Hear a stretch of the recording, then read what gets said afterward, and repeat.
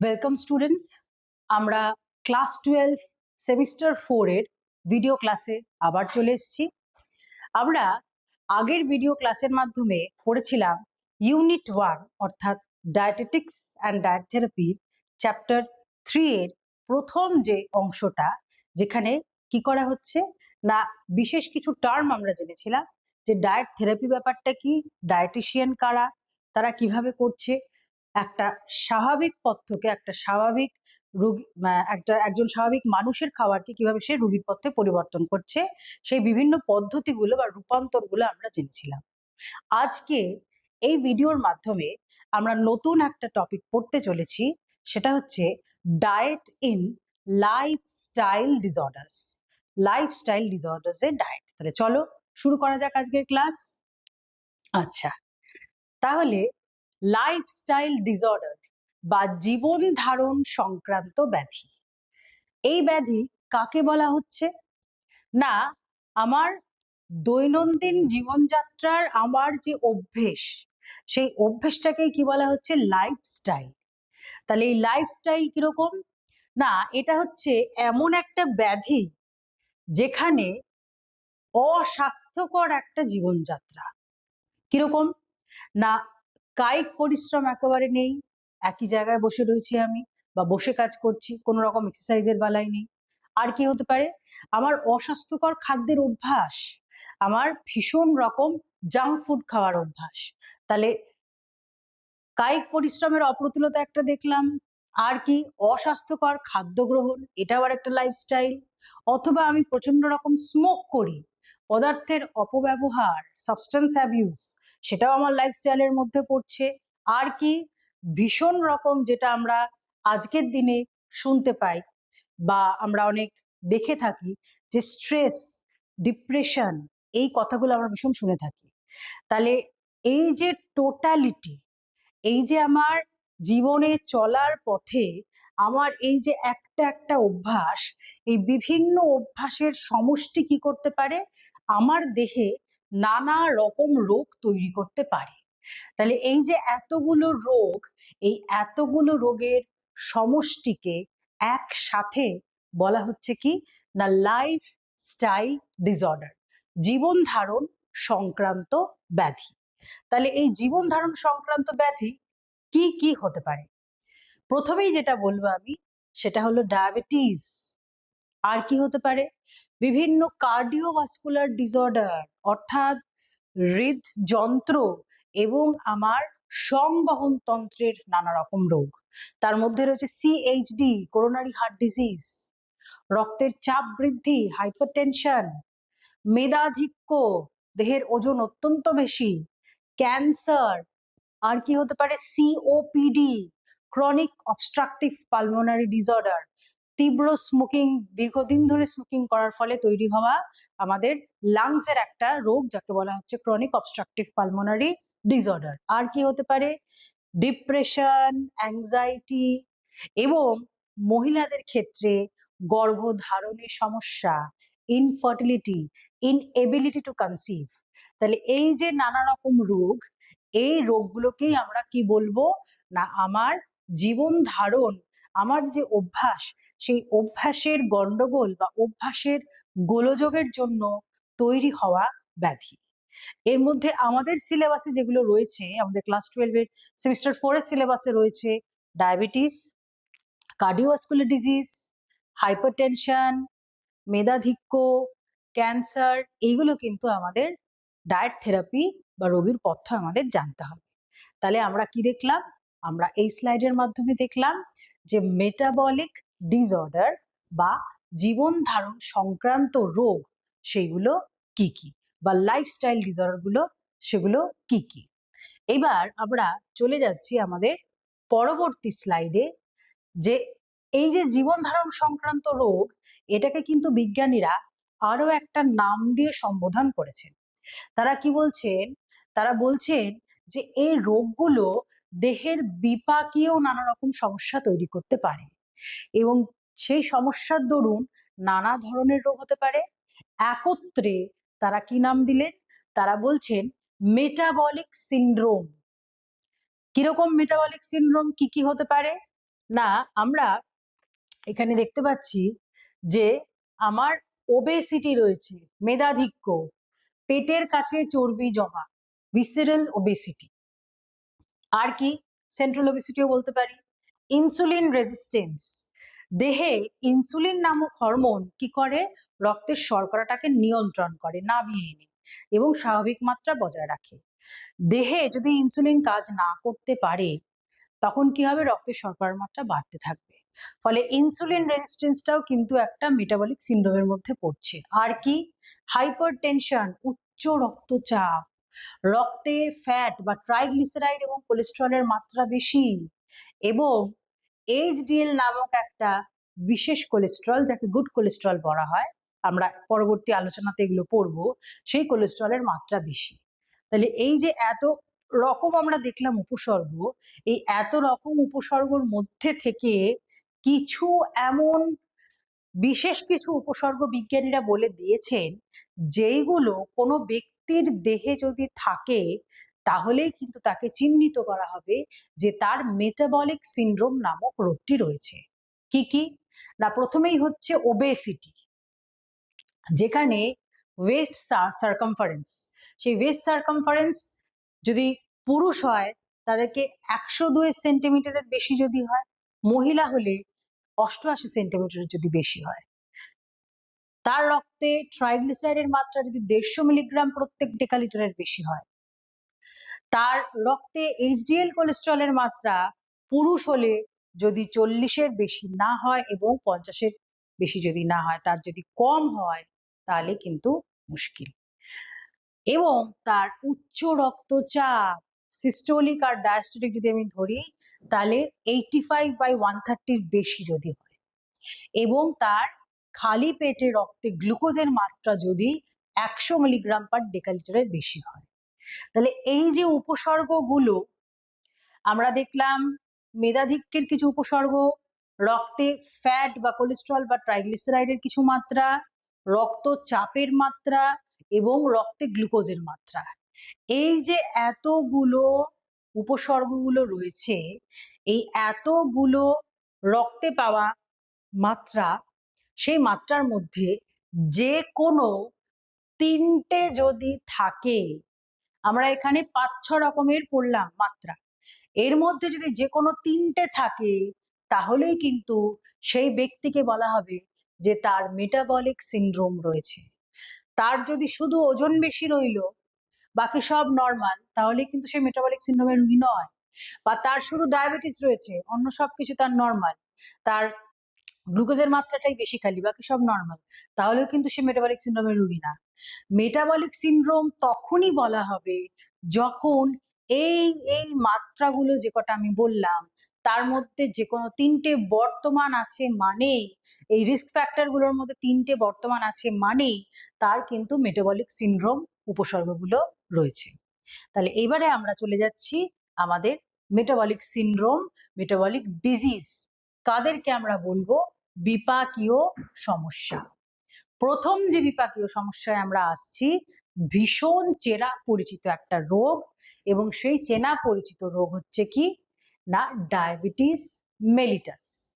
আমরা যদি ক্লাস 10-এর পুরনো পড়ায় চলে যাই, আমরা ক্লাস 10-এ হরমোন পড়েছিলাম লাইফ সায়েন্সে, সেখান থেকে অলরেডি আমরা কি জানি? আমরা জানি যে আমাদের অগ্নাশয়, প্যানক্রিয়াস, সেই প্যানক্রিয়াসের beta cells of islets of Langerhans, ল্যাঙ্গারহ্যান্সের যে কোষপুঞ্জ, তার মধ্যে বিটা নামক যে কোষগুলো রয়েছে তারা কি করছে? ইনসুলিন নামক হরমোন ক্ষরণ করছে। এবং এই ইনসুলিন হরমোনের কাজই হলো কি না, রক্ত থেকে গ্লুকোজগুলোকে কোষের মধ্যে প্রবেশ করানো। তার ফলে কি হয়? কোষের মধ্যে গ্লুকোজ পৌঁছাচ্ছে, কোষের মধ্যে শক্তি তৈরি হচ্ছে গ্লুকোজ থেকে, এবং একই সাথে রক্তে গ্লুকোজের মাত্রাটা নেবে স্বাভাবিকে আসে। তাহলে অত্যন্ত গুরুত্বপূর্ণ hormone insulin hormone. Diabetes mellitus রোগে কিন্তু এই ইনসুলিন ঠিকঠাক কাজ করতে পারছে না, যার ফলে কি হচ্ছে না, শর্করার একটা ত্রুটিপূর্ণ বিপাকীয় অবস্থা দেহের মধ্যে পরিলক্ষিত হচ্ছে।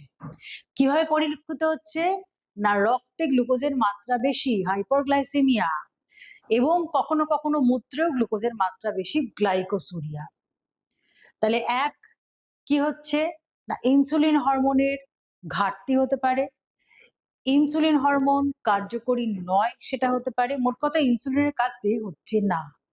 না হওয়ার ফলে কি হচ্ছে, শর্করার বিপাকটি পূর্ণ থাকছে এবং তার ফলে কি হলো না, রক্তেও গ্লুকোজের মাত্রা বেশি, মূত্রেও গ্লুকোজের মাত্রা বেশি। তাহলে এই যে ঘটনাটা ঘটছে, যেখানে প্যানক্রিয়াস দ্বারা ইনসুলিন হরমোন ক্ষরণ বা কার্যকারিতা কমে যাচ্ছে, এর ফলে যে ঘটনাটা ঘটছে সেই রোগটাকেই কি বলা হচ্ছে দেহে, ডায়াবেটিস মেলিটাস। এই প্রসঙ্গে আরো একটা নাম একটু বলে রাখি তোমাদেরকে, এটাও তোমরা পড়েছো ক্লাস 10-এ, যে ডায়াবেটিস ইনসিপিডাস। অ্যান্টিডায়াবেটিক হরমোনের ঘাটতি যখন হচ্ছে দেহে, তখন বহুমূত্র রোগ হচ্ছে। বহুমূত্র মানে সেটাকে ডায়াবেটিস বলা হয়।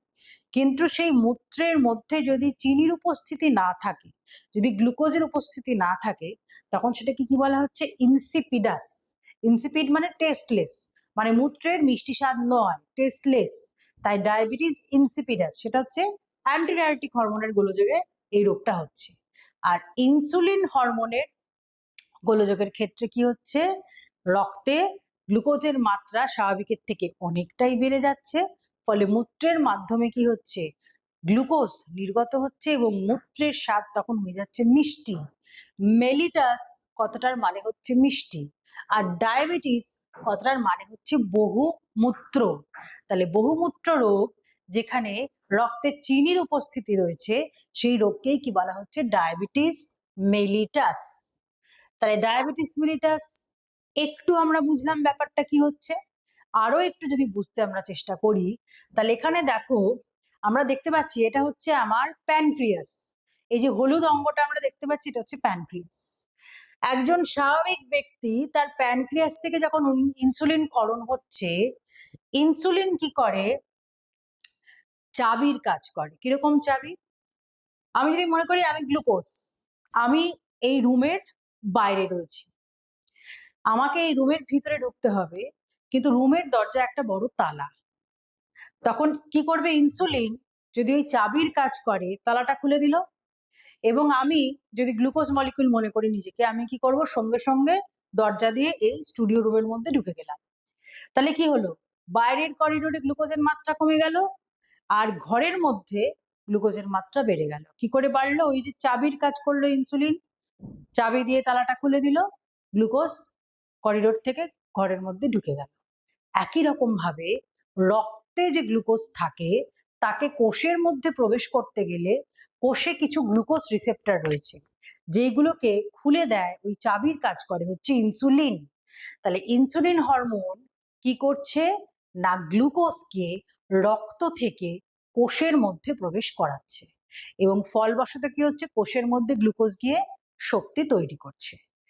কিন্তু এটা কখন হচ্ছে? এটা হচ্ছে যখন স্বাভাবিক অবস্থা, ইনসুলিন আমার শরীরে রয়েছে, ইনসুলিন কি করলো, গ্লুকোজকে কোষের মধ্যে ঢুকিয়ে দিল, ইনসুলিন রিসেপ্টর খুব ভালো কাজ করলো। এইবার চলে আসছি, যখন আমার এই ইনসুলিন হরমোনটা নেই, যখন ইনসুলিন হরমোন আমার নেই দেহে, তখন কি হবে, তখন এই গ্লুকোজ বাইরে জমতে থাকছে, রক্তের মধ্যে জমছে। ওই যে বললাম চাবির কথা, আমার কাছে যদি এই ঘরের চাবি না থাকতো, আমি এই ঘরে ঢুকতে পারতাম না, আমি বাইরে করিডোরে দাঁড়িয়ে থাকতাম। একই রকম ভাবে ইনসুলিন, যেটা কিনা চাবির কাজ করছে, সেটা যদি রক্তে কম মাত্রায় থাকে, তাহলে কি হবে, গ্লুকোজ গুলো কোষের মধ্যে প্রবেশ করতে পারবে না। গ্লুকোজ কোথায় থাকবে?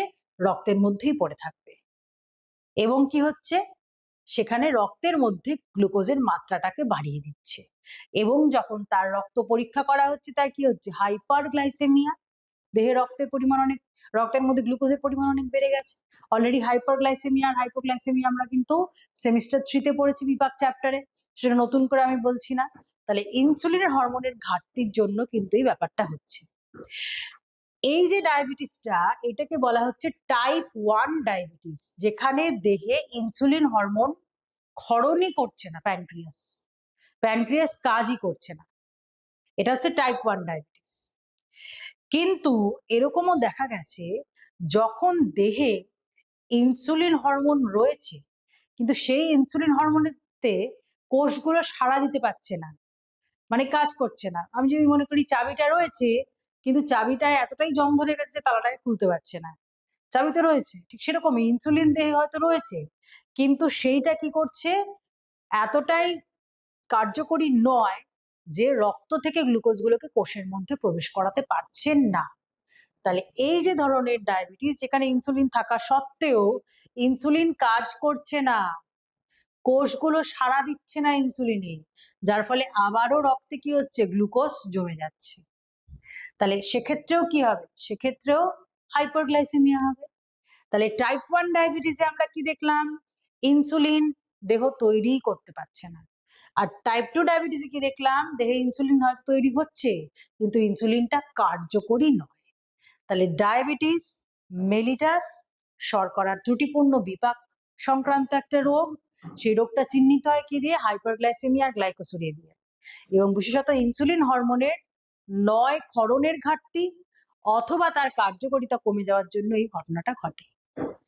আজকের দিনে দাঁড়িয়ে আমরা বলতেই পারি যে সারা পৃথিবীব্যাপী যদি বিভিন্ন পেশেন্টের সংখ্যা আমরা দেখতে যাই, তাহলে দেখা যাবে যে ভারতবর্ষে ডায়াবেটিস মেলিটাসে আক্রান্ত রোগীদের সংখ্যা সব থেকে বেশি, এবং সেই জন্য ভারতবর্ষকে বলা হয় diabetic capital of the world.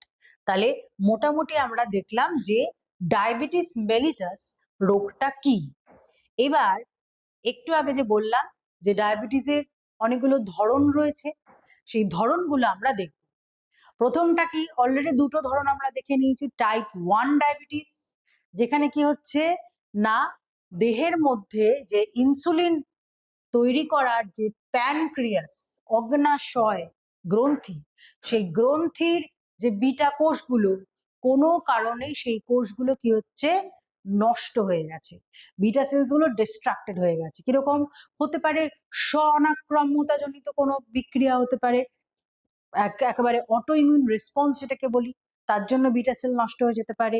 হ্যাঁ, তাহলে মোট কথা বিটা সেল নষ্ট মানে দেহে ইনসুলিন নেই, আর দেহে ইনসুলিন নেই মানে সেটা কি ধরনের ডায়াবেটিস, টাইপ 1 ডায়াবেটিস। এবার দেহে ইনসুলিন রয়েছে কিন্তু কোনো কারণে ইনসুলিন কার্যকরী নয়, তখন কি হচ্ছে, দেহে একটা ইনসুলিনের প্রতি একটা প্রতিরোধ তৈরি হচ্ছে, এটাকে বলা হচ্ছে ইনসুলিন রেজিস্টেন্স। এবং এইটা দেখা যায় ঠিক ডায়াবেটিসের আগের স্তর, প্রি ডায়াবেটিস, এটাকেও কিন্তু আজকাল ডায়াবেটিসের অংশ হিসেবেই বলা হচ্ছে। তার থেকে যেটা হয় সেটা হচ্ছে টাইপ 2 ডায়াবেটিস। তাহলে টাইপ 1 ডায়াবেটিস, ইনসুলিন রেজিস্টেন্স বা প্রতিরোধ, এবং তার থেকে কি তৈরি হচ্ছে টাইপ 2 ডায়াবেটিস। আরেক ধরনের ডায়াবেটিস দেখা যায় যেখানে কি না, একজন মহিলা যখন গর্ভবতী হয়, গর্ভাবস্থার শেষের দিকে সেকেন্ড বা থার্ড ট্রাইমেস্টারে গিয়ে তার কি হয় না, রক্তে গ্লুকোজের মাত্রা বেড়ে যায়, তখন যে ডায়াবেটিসটা হয় তাকে বলা হচ্ছে কি জিডিএম, জেস্টেশনাল ডায়াবেটিস। এবং এই ছাড়াও আরো অনেক রকমের ডায়াবেটিস রয়েছে। তো আমরা এবারে এখন একটু ডিটেলে চলে যাব, যে একটু আগে যেটা বললাম আমরা টাইপ 1 আর টাইপ 2 ডায়াবেটিস, তাহলে আমি যদি পার্থক্যের আকারে দেখি যে টাইপ 1 ডায়াবেটিস কি হচ্ছে না, একটা স্ব-অনাক্রম্যতা জনিত বিক্রিয়ার দ্বারা প্যানক্রিয়াসের কোষগুলো ইনসুলিন তৈরি করতে পারছে না, অর্থাৎ অটো ইমিউন একটা প্রক্রিয়া। বংশগত একটা ব্যাপার রয়েছে, বংশগতিতে যদি থাকে যে ডায়াবেটিস হবে, তাহলে সেটা কিন্তু টাইপ 1 ডায়াবেটিস খুব তাড়াতাড়ি হয়। সংক্রমণজনিত কারণে যদি প্যানক্রিয়াস কোনো কারণে নষ্ট হয়ে যায়, তাহলেও ইনসুলিন করণ কমে যাবে, তখনও টাইপ 1 ডায়াবেটিস হতে পারে। আর কি, তীব্র পীড়নের জন্য কিন্তু অনেক সময় অগ্নাশয় কাজ করতে পারে না, যার জন্য ইনসুলিন হরমোনের ঘাটতির দরুন ডায়াবেটিস পরিলক্ষিত হয়, এবং এই ডায়াবেটিসটাও কিন্তু টাইপ 1 ডায়াবেটিস। তাহলে টাইপ 1 ডায়াবেটিস যেখানে অগ্নাশয় থেকে ইনসুলিন ক্ষরণ একেবারেই হচ্ছে না, যার ফলে রক্তে গ্লুকোজের মাত্রা অনেক বেশি, কেননা গ্লুকোজকে কোষে ঢোকানোর জন্য যে ইনসুলিন দরকার সেটা নেই। এই যে টাইপ 1 ডায়াবেটিস, এই টাইপ 1 ডায়াবেটিসে তার মানে চিকিৎসা হচ্ছে কি, তাকে ইনসুলিন দিতেই হবে বাইরে থেকে। সেই জন্য টাইপ 1 ডায়াবেটিসের আরেকটা নাম insulin dependent diabetes mellitus, IDDM বলা হয়। খুব ইম্পর্টেন্ট, এটা ফুল ফর্ম অনেক সময় আসে। হ্যাঁ, এবং দেখা গেছে যে জীবনের একেবারে প্রাথমিক স্তরে, অর্থাৎ খুব অল্প বয়সে, বলা যেতে পারে 15 বছর, 10 বছর বা 20 বছরের মধ্যেই কিন্তু খুব তাড়াতাড়ি, বা অনেকের ক্ষেত্রে দেখা গেছে 2 বছরের মধ্যেও ধরা পড়ে যায়। অর্থাৎ ধরা পড়ার সময়কালটা কিন্তু ভীষণ আগে, এবং এটা বাচ্চাদের ভীষণ রকম দেখা যায়। তো সেই জন্য এই ডায়াবেটিসকে আরেকটা নাম দেওয়া রয়েছে জুভেনাইল ডায়াবেটিস। তাহলে টাইপ 1 ডায়াবেটিস, তাকেই বলা হচ্ছে এনআইডিডিএম, আইডিডিএম, ইনসুলিন ডিপেন্ডেন্ট ডায়াবেটিস মেলিটাস, এবং সেটাকেই কি বলা হচ্ছে না জুভেনাইল ডায়াবেটিস। এবার আসছি টাইপ 2-তে, যেখানে ইনসুলিন ক্ষরণ হচ্ছে কিন্তু সেই ইনসুলিনে সাড়া দিচ্ছে না কোষ, অর্থাৎ কোষগুলো ইনসুলিন প্রতিরোধ তৈরি হয়ে গেছে, সেই জন্য রক্তে আবারও গ্লুকোজ বেশি। দুটোর ক্ষেত্রেই কিন্তু গ্লুকোজ বেশি দেখলাম। একটার ক্ষেত্রে ইনসুলিন তৈরি হচ্ছে না দেহে, তাই গ্লুকোজ ঢুকতে পারছে না কোষে। আর একটার ক্ষেত্রে ইনসুলিন যাও বা তৈরি হচ্ছে, কিন্তু সেটা কোষের মধ্যে ঢুকতে পারছে না। কেন না ইনসুলিনের প্রতি প্রতিরোধ তৈরি হয়েছে, একটা প্রতিরোধ তৈরি হয়েছে কোষের মধ্যে, ইনসুলিন রেজিস্ট্যান্স, এবং তার জন্যই কোনটা হচ্ছে টাইপ 2 ডায়াবেটিস। তাহলে টাইপ 2 ডায়াবেটিসে কিন্তু আবার করে ইনসুলিন ইনজেকশন দেওয়া হয় না, বা ইনসুলিনের উপর নির্ভর নয় এর চিকিৎসা, যার জন্য এটা কি বলা হয় NIDDM, non insulin dependent diabetes mellitus. এবং বেশিরভাগ ক্ষেত্রে এটা প্রাপ্তবয়স্কদের ক্ষেত্রে দেখা যায়, এটা আমরা যেটা দেখলাম যে খুব ছোট বাচ্চাদের ক্ষেত্রে ধরা পড়ে যায়। টাইপ 2 ডায়াবেটিস কিন্তু উল্টো, যে এটা বড়দের ক্ষেত্রে ধরা পড়ে, এবং অনেক ক্ষেত্রে এটাকে বলা হয় অ্যাডাল্ট অনসেট ডায়াবেটিস বা ম্যাচুরিটি অনসেট ডায়াবেটিস। অনেক ক্ষেত্রে এটা আজকাল দেখা যাচ্ছে এত স্ট্রেসফুল লাইফ হয়ে গেছে আমাদের, যে ইনসুলিন হরমোন অনেক আগে থাকতেই কিন্তু দেহে প্রতিরোধ তৈরি করছে কোষগুলো ইনসুলিনের প্রতি, যার জন্য এটা কি হচ্ছে না অনেক অল্প বয়সেও আজকাল ডায়াবেটিস ধরা পড়ছে, এবং সেটাকে বলা হচ্ছে মডি বা maturity onset diabetes of the young. তাহলে আমরা মোটামুটি দেখতে পেলাম যে টাইপ 1 ডায়াবেটিস এবং টাইপ 2 ডায়াবেটিসের কি পার্থক্য। একটার ক্ষেত্রে ইনসুলিন দেহে তৈরি হচ্ছে না, এটার ক্ষেত্রে দেহে ইনসুলিন তৈরি হচ্ছে। ইনসুলিন যেহেতু তৈরি হচ্ছে না, ইনসুলিন প্রয়োজন, তাই ইনসুলিন ডিপেন্ডেন্ট। এটাতে ইনসুলিন তৈরি হয়েছে, ইনসুলিনের উপর ডিপেন্ডেন্ট নয়, নির্ভরশীল নয়, তাই নন ইনসুলিন ডিপেন্ডেন্ট। টাইপ 1 এর ক্ষেত্রে দেখা গেছে খুব তাড়াতাড়ি ধরা পড়ছে, বাচ্চাদের হচ্ছে এটা, তাই এটাকে বলা হচ্ছে জুভেনাইল ডায়াবেটিস। আর টাইপ 2 এর ক্ষেত্রে দেখা যাচ্ছে যে এটা একটা প্রাপ্ত বয়স্ক না হলে এটা খুব একটা ধরা পড়ছে না, সেজন্য এটা কি বলা হচ্ছে অ্যাডাল্ট অনসেট ডায়াবেটিস। তাহলে মোটামুটি আমরা দেখলাম মেইন যে দুটো প্রকার ডায়াবেটিসের, টাইপ 1 এবং টাইপ 2, সেইটা আমরা আলোচনা করলাম। এবার আরো কিছু প্রকারে আমরা চলে যাচ্ছি। জিডিএম ভীষণ ইম্পর্টেন্ট, ফুল ফর্ম কিন্তু প্রায়ই আসে। জিডিএম এর ফুল ফর্ম হলো জেস্টেশনাল ডায়াবেটিস মেলিটাস। জেস্টেশন মানে হচ্ছে গর্ভাবস্থা, অর্থাৎ কোনো মহিলা যখন সে গর্ভবতী হয়, গর্ভবতী হওয়ার শেষের দিকে সেকেন্ড বা থার্ড ট্রাইমেস্টারে গিয়ে তার দেখা যায় যে তার যে শুরুর দিকে প্ল্যাসেন্টা নিঃসৃত যে হরমোনগুলো ছিল, সেই হরমোনগুলো কোন রকম ভাবে কি করছে না ইনসুলিনের কাজকে বাধা দিচ্ছে। তার ফলে কি হচ্ছে, তার রক্তে গ্লুকোজের মাত্রা বেড়ে যাচ্ছে, এবং যে ডায়াবেটিসটা হচ্ছে তাকেই কি বলা হচ্ছে জেস্টেশনাল ডায়াবেটিস মেলিটাস, বা আমরা ছোট করে বলতে পারি জিডিএম। এবং আরো গুরুত্বপূর্ণ বিষয় যেটা, যাদের জিডিএম হচ্ছে, যখন তার সন্তান ভূমিষ্ঠ হয়ে যাচ্ছে অর্থাৎ পোস্ট ডেলিভারি, তার কি হচ্ছে আবার কিন্তু পুনরায় তার রক্তে গ্লুকোজের মাত্রা আবার স্বাভাবিক হয়ে যাচ্ছে, তখন কিন্তু তার কিন্তু আর ডায়াবেটিস থাকছে না। অর্থাৎ শিশু ভূমিষ্ঠ হওয়ার পরে অবস্থা আর থাকে না, পুনরায় স্বাভাবিক অবস্থায় ফিরে আসে। কিন্তু দেখা গেছে এদেরই, যাদের জিডিএম ছিল গর্ভাবস্থায়, তাদের পরবর্তীকালে কিন্তু টাইপ 2 ডায়াবেটিস হতে পারে। আরেকটা কি, খুব recently international diabetes federation IDF কি করছে 2025, তারা কি বলছে না নতুন আরেক ধরনের তারা প্রকার তারা বলছেন, যেটাকে বলা হচ্ছে টাইপ 5 ডায়াবেটিস বা এমআরডিএম, ম্যাল নিউট্রিশন রিলেটেড ডায়াবেটিস। তীব্র প্রোটিনের যে অপুষ্টি, পিডিডিএম, প্রোটিন ডেফিসিয়েন্ট ডায়াবেটিস মেলিটাস, যেখানে তীব্র অপুষ্টির দরুন দেহে বিএমআই এর মান 19 কেজি পার মিটার স্কোয়ারের নিচে, খুব অল্প বয়সে ধরা পড়ছে 30 বছরের মধ্যে, এবং ইনসুলিনের চাহিদা অনেক বেশি। তাহলে আমরা মোট 5 রকমের পড়লাম ডায়াবেটিসের প্রকারভেদ। টাইপ 1, টাইপ 2, ইনসুলিন রেজিস্ট্যান্স বা প্রি ডায়াবেটিস, জেস্টেশনাল ডায়াবেটিস এবং টাইপ 5 বা MRDM। এক্ষেত্রে একটু বলে রাখি যে প্রি ডায়াবেটিস বলে একটা টার্ম আমরা দেখলাম। প্রি ডায়াবেটিস মানে কি, তার একটা ব্যক্তিকে ডায়াবেটিক রোগী বলতে গেলে বিশেষ কিছু উপসর্গ রয়েছে বা রক্তে গ্লুকোজের বিশেষ কিছু মাত্রা রয়েছে যেগুলো পাওয়া গেলে তবেই তাকে ডায়াবেটিস বলা হচ্ছে। প্রি ডায়াবেটিসের ক্ষেত্রে রক্তে গ্লুকোজের মাত্রা হতে পারে সেটা খালি পেটে, অথবা রক্তে গ্লুকোজের মাত্রা হতে পারে সেটা 75 গ্রাম গ্লুকোজ খাওয়ার 2 ঘন্টা পরে। এই দুটো মাত্রাই এতটা বেশি থাকছে যে পুরোপুরি তাকে ডায়াবেটিক রোগীও বলা যাচ্ছে না, আবার তাকে স্বাভাবিক ব্যক্তিও বলা যাচ্ছে না। তাহলে স্বাভাবিক এবং ডায়াবেটিক রোগীর মাঝামাঝি তার মাত্রাটা রয়েছে। তাহলে এরকম ধরনের রোগীদেরকে বা ব্যক্তিদেরকে বলা হচ্ছে তারা প্রি ডায়াবেটিক স্তরে রয়েছে এবং পরবর্তীকালে তারা কিন্তু ডায়াবেটিসের স্তরে চলে যেতে পারে, এবং এইটাকে বলা হচ্ছে ইম্পেয়ার্ড গ্লুকোজ টলারেন্স।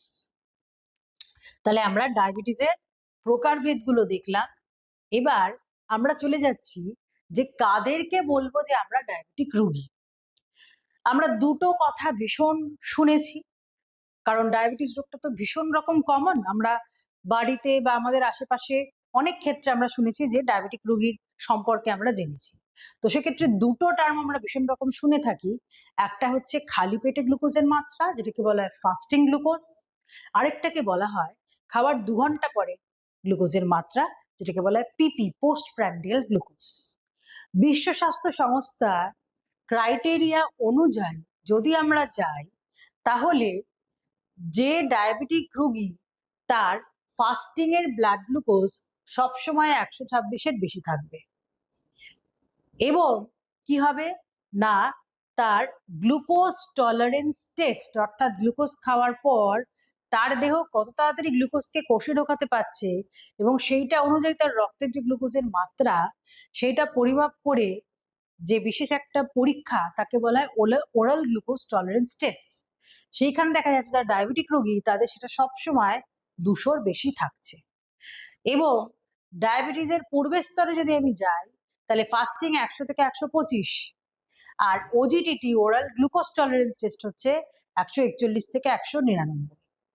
তাহলে ওভারঅল এই যে ক্রাইটেরিয়া, এই মাত্রাগুলো দিয়ে কিন্তু নির্ধারণ হচ্ছে যে কোনো ব্যক্তির ডায়াবেটিস রয়েছে। স্বাভাবিক অর্থাৎ নো ডায়াবেটিস সবসময় খালি পেটে গ্লুকোজের মাত্রা 100-র নিচে থাকবে। যে ডায়াবেটিসের দিকে যাচ্ছে কিন্তু ডায়াবেটিস হয়নি, তার খালি পেটে গ্লুকোজের মাত্রা থাকবে 100 থেকে 125, আর যার ডায়াবেটিস রয়েছে তার সব সময় 126-এর বেশি থাকবে।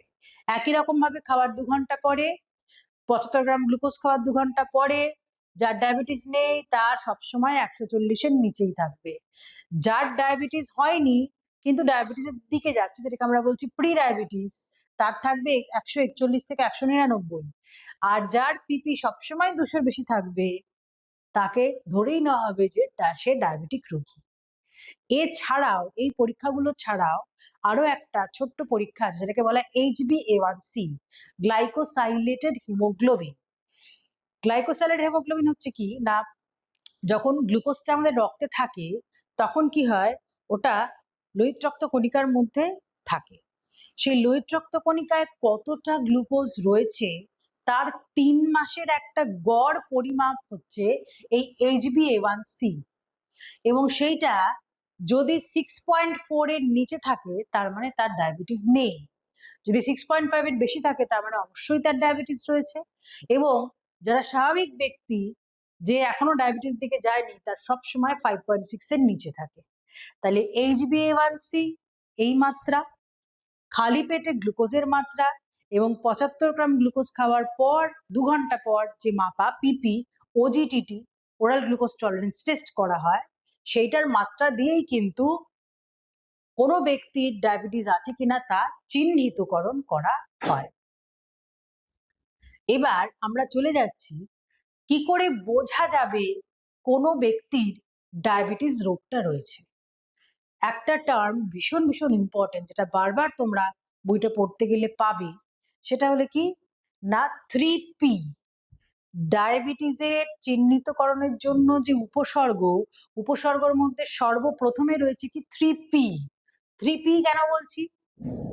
প্রথম পিটা পলিইউরিয়া। পলিইউরিয়া, পলি কথাটার মানে হচ্ছে অনেকবার, ইউরিয়া হচ্ছে ইউরিন, অর্থাৎ বারবার মূত্র ত্যাগের ইচ্ছা, পলিইউরিয়া। দ্বিতীয় পি হচ্ছে কি পলিফেগিয়া। পলিফেগিয়া, ফেগিয়া মানে হচ্ছে খাওয়ার ইচ্ছা, বারবার তার খিদে পেয়ে যাচ্ছে, পলিইউরিয়া 2 নম্বর উপসর্গ। 3 নম্বর হচ্ছে কি 3 নম্বর পি পলিডিপসিয়া। ডিপসিয়া মানে হচ্ছে তেষ্টা, তাহলে তার বারবার, পলি মানে বারবার, তাহলে তার বারবার জল তেষ্টা। এই যে 3টে পি উল্লেখ করলাম, এটা হচ্ছে ক্লাসিক্যাল সিমটম বলা হয় ডায়াবেটিস। 3P, পলিইউরিয়া, পলিফেগিয়া, পলিডিপসিয়া, ভীষণ ইম্পর্টেন্ট। এটা কিন্তু খুব সেমিস্টার 4 পরীক্ষার জন্য খুব ইম্পর্টেন্ট। এবার চলে যাচ্ছি আমরা আর কি উপসর্গ। তাহলে আমরা কি পেয়ে গেলাম? অলওয়েজ হাংরি, অলওয়েজ থার্স্টি, আর ফ্রিকুয়েন্ট ইউরিনেশন।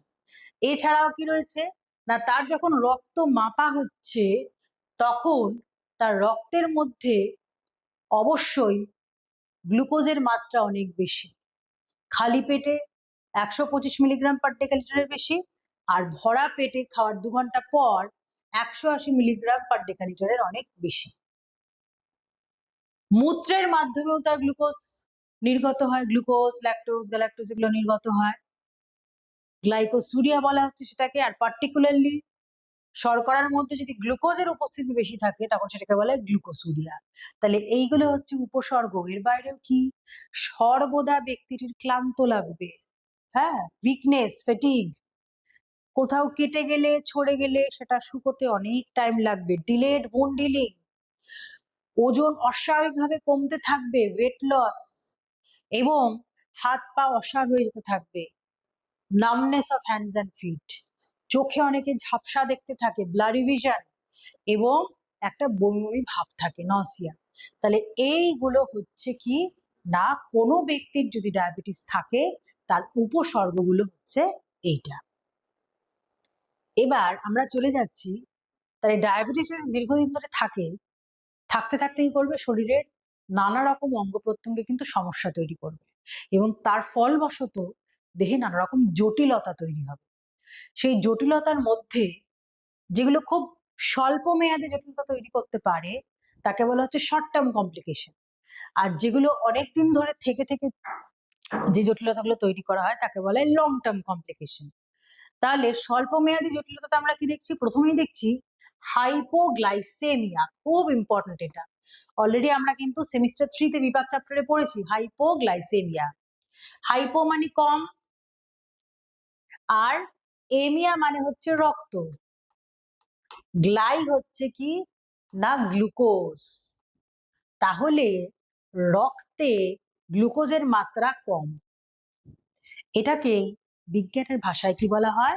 হাইপোগ্লাইসেমিয়া। কিরকম কম না, প্রত্যেক ডেকালিটার রক্তে যদি গ্লুকোজের মাত্রা 70 মিলিগ্রামের কমে নেমে যায় তখন সেটাকে বলা হচ্ছে হাইপোগ্লাইসেমিয়া। কি করে বোঝা যাবে বাইরে থেকে হাইপোগ্লাইসেমিয়া? সে ব্যক্তিটির হাত কাঁপবে, গলা মুখ কাঁপবে, গলা মুখ জিভ সব শুকিয়ে আসবে, তার বুক ধড়ফড় করবে, হ্যাঁ, তার হার্টবিট বেড়ে যাবে, খিদে ভাব থাকবে, চোখে ঝাপসা দেখবে, ক্লান্ত লাগবে, এই সব কিছু কিন্তু একসাথে থাকবে। এগুলো হচ্ছে হাইপোগ্লাইসেমিয়া হওয়ার সিমটম। এবং তখন থেকে কি করতে হবে?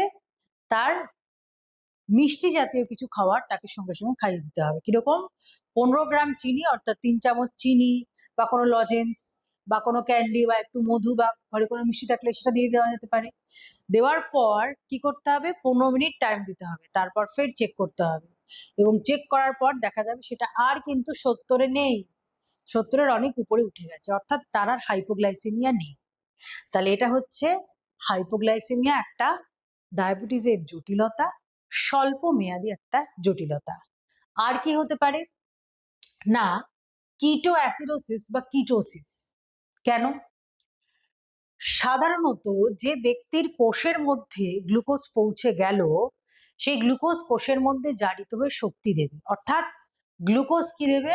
ফুয়েল, আমাদের কাজ করার শক্তি যোগাচ্ছে। সুগার বার্ন হচ্ছে বডিতে, দহন হচ্ছে, অক্সিডেশন হচ্ছে বডিতে গ্লুকোজের, যার ফলে আমরা এনার্জি পাচ্ছি। সেই পুরো ব্যাপারটা আমরা অলরেডি কিন্তু সেমিস্টার 3 বিভাগ চ্যাপ্টারে পড়ে নিয়েছি। এটা হচ্ছে স্বাভাবিক ক্ষেত্র।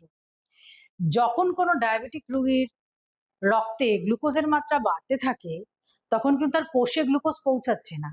তাহলে কোষে যদি গ্লুকোজই না পৌঁছালো, তাকে কি শক্তি দিতে পারবে? পারবে না। তখন অল্টারনেট পথ খুঁজে দেব। অল্টারনেট পথে কি হয় না, দেহের মধ্যে ফ্যাট ভাঙতে থাকে। ফ্যাট ভেঙে তৈরি হয় কিটোন বস্তু, acetone, aceto acetic acid, beta hydroxy butyric acid. এরা হচ্ছে কিটোন বডিজ।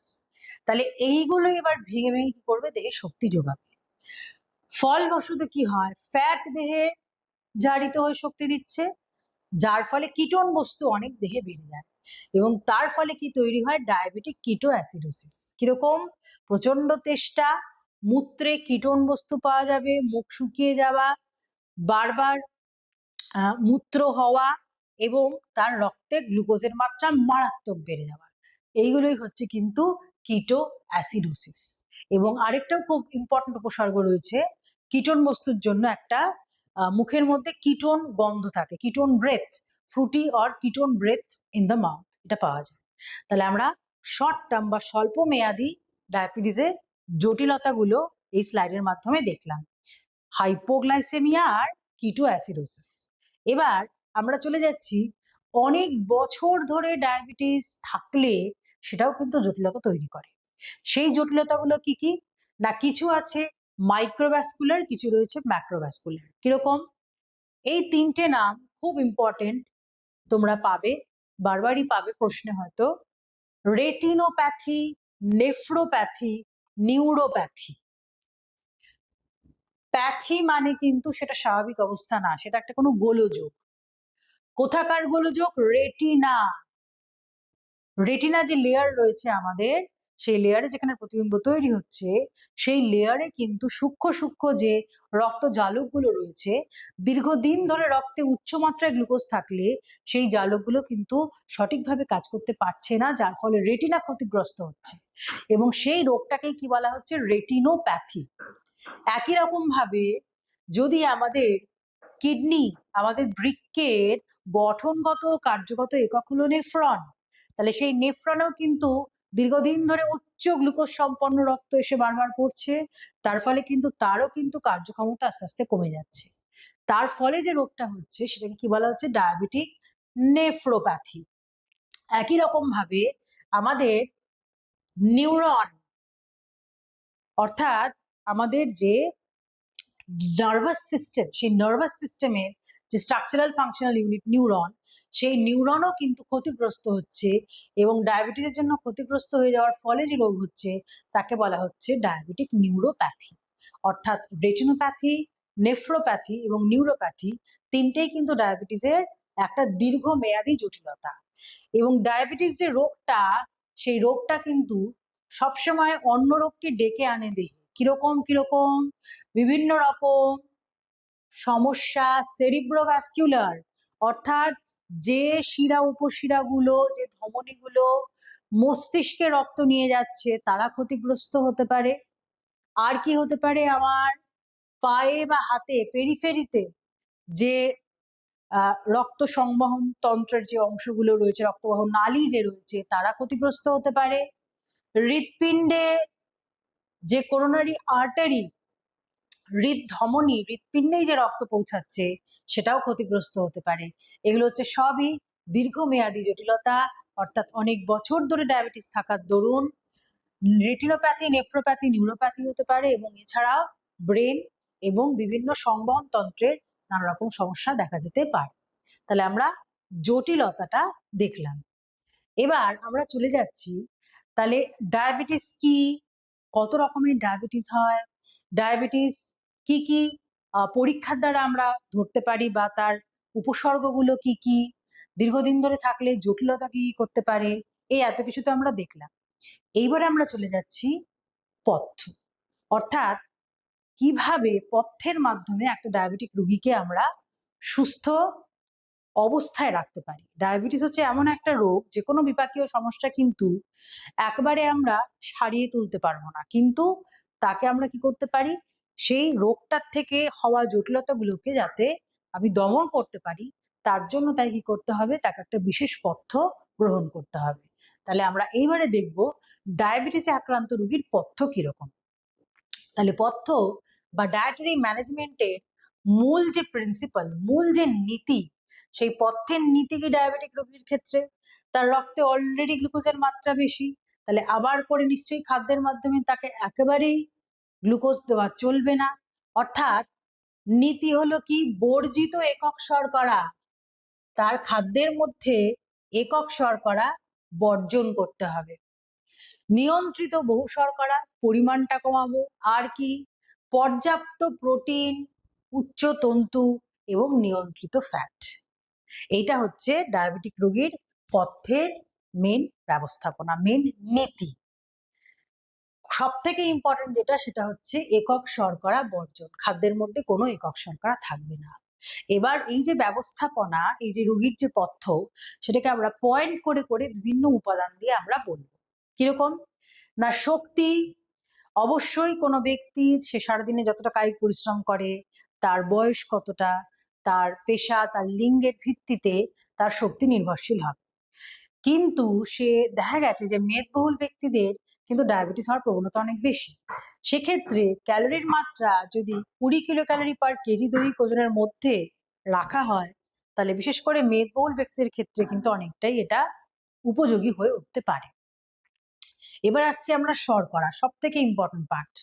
শর্করার মধ্যে অলরেডি আমরা জানি যে তাদের খাওয়ারে কোনো একক শর্করা থাকবে না, এবং বহু শর্করা যেটা থাকবে সেটা নিয়ন্ত্রিত মাত্রায় থাকবে এবং উচ্চ তন্তু হবে। তাহলে তন্তু সমৃদ্ধ জটিল শর্করা, ঠিক আছে, কিন্তু শর্করা নিয়ন্ত্রণ করতে গিয়ে এমন যেন কম না হয়ে যায় যাতে আবার কিটোসিসের ঘটনা ঘটতে পারে। কারণ দেখা গেছে যে কিটোসিসটাকে প্রতিরোধ করার জন্য ন্যূনতম 130 গ্রাম কিন্তু শর্করা তার খাদ্য তালিকায় থাকতেই হবে। তাহলে শর্করা কিরকম হতে পারে, অবশ্যই একক শর্করা সম্পূর্ণরূপে বর্জন হবে। এবং এই যে তন্তু সমৃদ্ধ জটিল শর্করা দিতে গেলে তাকে দানা শস্যগুলোকে কিরকম ভাবে দিতে হবে, ভুসি সমেত আটা, ময়দা চলবে না। বিভিন্ন মিলেট দানা শস্যের মধ্যে জোয়ার, বাজরা, রাগি এগুলো থাকবে। স্যালাড, ফল, সবজি, তরি তরকারি এগুলো পর্যাপ্ত পরিমাণে দিলেই কি হবে, তার বহু শর্করা নিয়ন্ত্রিত থাকবে এবং একই সাথে কি হবে, তন্তুও উচ্চ পরিমাণে সে পাবে। এবং একক শর্করা যেহেতু বর্জন, কোনো রকম চিনি, জ্যাম, জেলি, গুড়, মধু এগুলো কিছুই খাওয়ালে চলবে না। তাহলে সীমিত ক্যালোরি, পরিমিত বহু শর্করা কিন্তু জটিল রূপে, উচ্চ তন্তু এবং বর্জিত একক শর্করা। তারপর আসছি আমরা প্রোটিনে। প্রোটিন কিন্তু মোট শক্তির 15 থেকে 20% আসা উচিত। এবং অবশ্যই শিশুদের ক্ষেত্রে যাদের টাইপ 1 ডায়াবেটিস রয়েছে, ভীষণ নজর দিতে হবে, তাদের অন্তত পক্ষে 1.5 গ্রাম করে প্রোটিন প্রত্যেক কেজি দৈহিক ওজনের জন্য প্রয়োজন। বিশেষ করে উদ্ভিজ যে প্রোটিন, সমেত ডাল, বিনস, সয়াবিন এরা বিশেষ উপযোগী, কারণ এরা রক্তে কি করে, ফ্যাটের মাত্রা বাড়ায় না। আর দেখা গেছে যে যাদের অলরেডি রক্তে ফ্যাটের মাত্রা বেশি, তাদের কিন্তু ডায়াবেটিস হওয়ার কমপ্লিকেশন অনেক বেশি। তাহলে সেক্ষেত্রে আমরা দেখলাম শক্তি, শর্করা এবং প্রোটিনের নির্ধারিত পরিমাপ কিরকম এবং ধরন কিরকম খাবারের। আমরা এখানে দেখতে পাচ্ছি যে এখানে বেশ কিছু মিলেটের ছবি রয়েছে, জোয়ার, বাজরা, রাগি এবং শাকসবজি দেওয়া স্যালাডের একটা ছবি রয়েছে। অর্থাৎ ডায়াবেটিক রোগীর খাদ্য তালিকাতে বেশি পরিমাণে তন্তু রাখতে গেলে কিন্তু এইগুলো রাখা অত্যন্ত জরুরি। এবার আমরা চলে যাচ্ছি ফ্যাট। ফ্যাট গ্রহণ কিরকম হবে, ফ্যাটটা হতে হবে স্বাস্থ্যকর ফ্যাট এবং মোট ক্যালোরির 15 থেকে 20% ফ্যাট থেকে আসবে।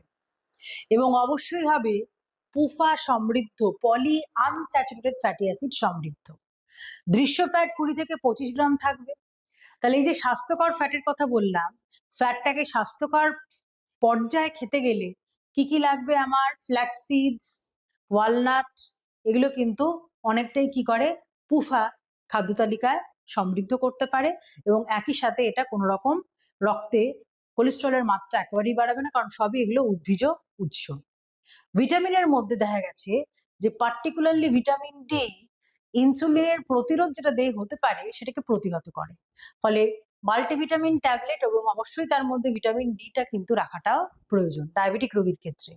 এবং খনিজের মধ্যে দেখা গেছে যে দস্তা বা জিঙ্ক কি করে, ইনসুলিনের ক্ষরণ কিন্তু বজায় রাখে। এবং খাদ্য তালিকায় যদি সোডিয়াম একটু নিয়ন্ত্রিত পরিমাণে দেওয়া যায় তাহলেও কিন্তু রোগীদের ক্ষেত্রে বিশেষ উপযোগী হয়ে ওঠে। তাহলে আমরা ক্যালোরি, আমরা দেখলাম শর্করা এবং তন্তুর ক্ষেত্রে দেখলাম একক শর্করা বর্জন, উচ্চ তন্তু এবং পরিমিত জটিল শর্করা যেখানে কিন্তু তন্তু বেশি। তারপর আমরা পড়লাম প্রোটিন, বিশেষ করে টাইপ 1 ডায়াবেটিস যারা তাদের প্রোটিন পর্যাপ্ত পরিমাণে দিতে হবে, উদ্ভিজ উৎস থেকে আসবে প্রোটিনটা। তারপর আমরা দেখলাম ফ্যাটের ক্ষেত্রেও তাই, স্বাস্থ্যকর ফ্যাট যেগুলোতে আছে পুফা সমৃদ্ধ সেগুলো খাদ্য তালিকায় রাখা দরকার। বেশি অতিরিক্ত মাত্রায় তেল, ঘি, মাখন এগুলো কিছুই থাকবে না। ভিটামিনের ক্ষেত্রে আমরা কি দেখলাম, বিশেষ করে মাল্টিভিটামিন ট্যাবলেট তাকে দিতেই হবে এবং আলাদা করে ভিটামিন ডি সাপ্লিমেন্টও প্রয়োজন হয় অনেকের ক্ষেত্রে, কারণ তাতে কি হয় ইনসুলিনের কাজটা অনেকটা ভালো হয়। এবং খনিজের ক্ষেত্রে জিঙ্ক আমাকে সাপ্লিমেন্টেশন দেওয়া যেতে পারে, এবং বিশেষ করে সোডিয়াম যদি রেস্ট্রিক্ট করা হয় তাহলে কিন্তু ডায়াবেটিক রোগীদের ক্ষেত্রে সেটা বিশেষ উপযোগী। তাহলে মোটামুটি আমরা এটা দেখলাম। এবার আমরা চলে যাচ্ছি একটা বিশেষ কথা যাকে বলা হয় গ্লাইসেমিক ইন্ডেক্স। গ্লাইসেমিক ইন্ডেক্স মানে হচ্ছে না কোন একটা খাওয়ার পর সেটা কত তাড়াতাড়ি রক্তে গ্লুকোজের মাত্রাটাকে বাড়াতে পারে। যে যত তাড়াতাড়ি বাড়াবে তার গ্লাইসেমিক ইন্ডেক্স বেশি, আর যে যত যত আস্তে আস্তে গ্লুকোজের মাত্রা বাড়াবে তার গ্লাইসেমিক ইন্ডেক্স কম। এবং এই ইন্ডেক্সটা মাপা হয় কার নিরিখে? গ্লুকোজের নিরিখে। গ্লুকোজকে যদি 100 ধরা হয় তাহলে তার তুলনায় কতটা কম বা কতটা বেশি হচ্ছে গ্লাইসেমিক ইন্ডেক্সটা। ডায়াবেটিক রোগীদের ক্ষেত্রে কি কি দরকার না, লো গ্লাইসেমিক ইন্ডেক্স যুক্ত যে খাবারগুলো সেগুলো দরকার। এবং প্রত্যেকটাই আমি দেখতে পাচ্ছি উচ্চ তন্তু যেগুলোতে রয়েছে তার গ্লাইসেমিক ইন্ডেক্স কিন্তু অনেকটাই কম, এবং সেটা ডায়াবেটিক রোগীদের ক্ষেত্রে বিশেষ উপযোগী। এই প্রসঙ্গে বলে রাখি যে আমরা যখন সেমিস্টার 1-এ আমরা পড়েছিলাম খাদ্যতন্তু কার্বোহাইড্রেট চ্যাপ্টারে, সেখানে আমরা পড়েছিলাম তন্তুর কাজে যে খাদ্যতন্তু কি করতে পারে না রক্তে গ্লুকোজের মাত্রা কমাতে পারে। তা দেখো এখন আমরা ডায়াবেটিসের ডায়েটারি ম্যানেজমেন্ট পড়ছি, আমরা ডায়াবেটিসের পথ্য পড়ছি, সেখানেও আমরা কি দেখছি না লো গ্লাইসেমিক ইন্ডেক্স যুক্ত যে বিভিন্ন শাকসবজি রয়েছে তারা কি করছে, খুব ধীরে ধীরে গ্লুকোজের মাত্রা রক্তে বাড়ায়, যার ফলে এরা কিন্তু এই শাকসবজি এবং ফল যেগুলো আমরা দেখতে পাচ্ছি সেটা ডায়াবেটিক রোগীর খাদ্য তালিকায় থাকা অত্যন্ত দরকারি। আচ্ছা, এবার আমরা চলে যাচ্ছি তাহলে কি কি বর্জন করতে হবে তাকে ডায়াবেটিক রোগীকে। অবশ্যই যেগুলো রিফাইন্ড সিরিয়াল, পরিশোধিত দানা শস্য, ময়দা, পাস্তা খুব তাড়াতাড়ি রক্তে গ্লুকোজের মাত্রা বাড়িয়ে দেয়। একক শর্করা সম্পূর্ণ বর্জন হবে, চিনি, গ্লুকোজ, মধু, শরবত, মিষ্টি, syrup, cake, pastry, jelly, candy, jam ইত্যাদি ইত্যাদি। অতিরিক্ত মাত্রায় মূল কন্দ, আঙুর, সবেদা, কাঁঠাল, আতা, যেই ফলগুলো খুব তাড়াতাড়ি যাদের গ্লাইসেমিক ইন্ডেক্স হাই এবং খুব তাড়াতাড়ি রক্তে গ্লুকোজের মাত্রা বাড়াতে পারে এবং অবশ্যই একক শর্করা সমৃদ্ধ, সেগুলো পুরোটাই কিন্তু বর্জন হবে। এবং আমরা দেখতে পাচ্ছি এখানে সবই প্রসেসড ফুড, ময়দা দিয়ে তৈরি অথবা ভাজা খাবার, সেগুলো কিন্তু ডায়াবেটিক রোগীদের ক্ষেত্রে একেবারেই বর্জন করতে হবে।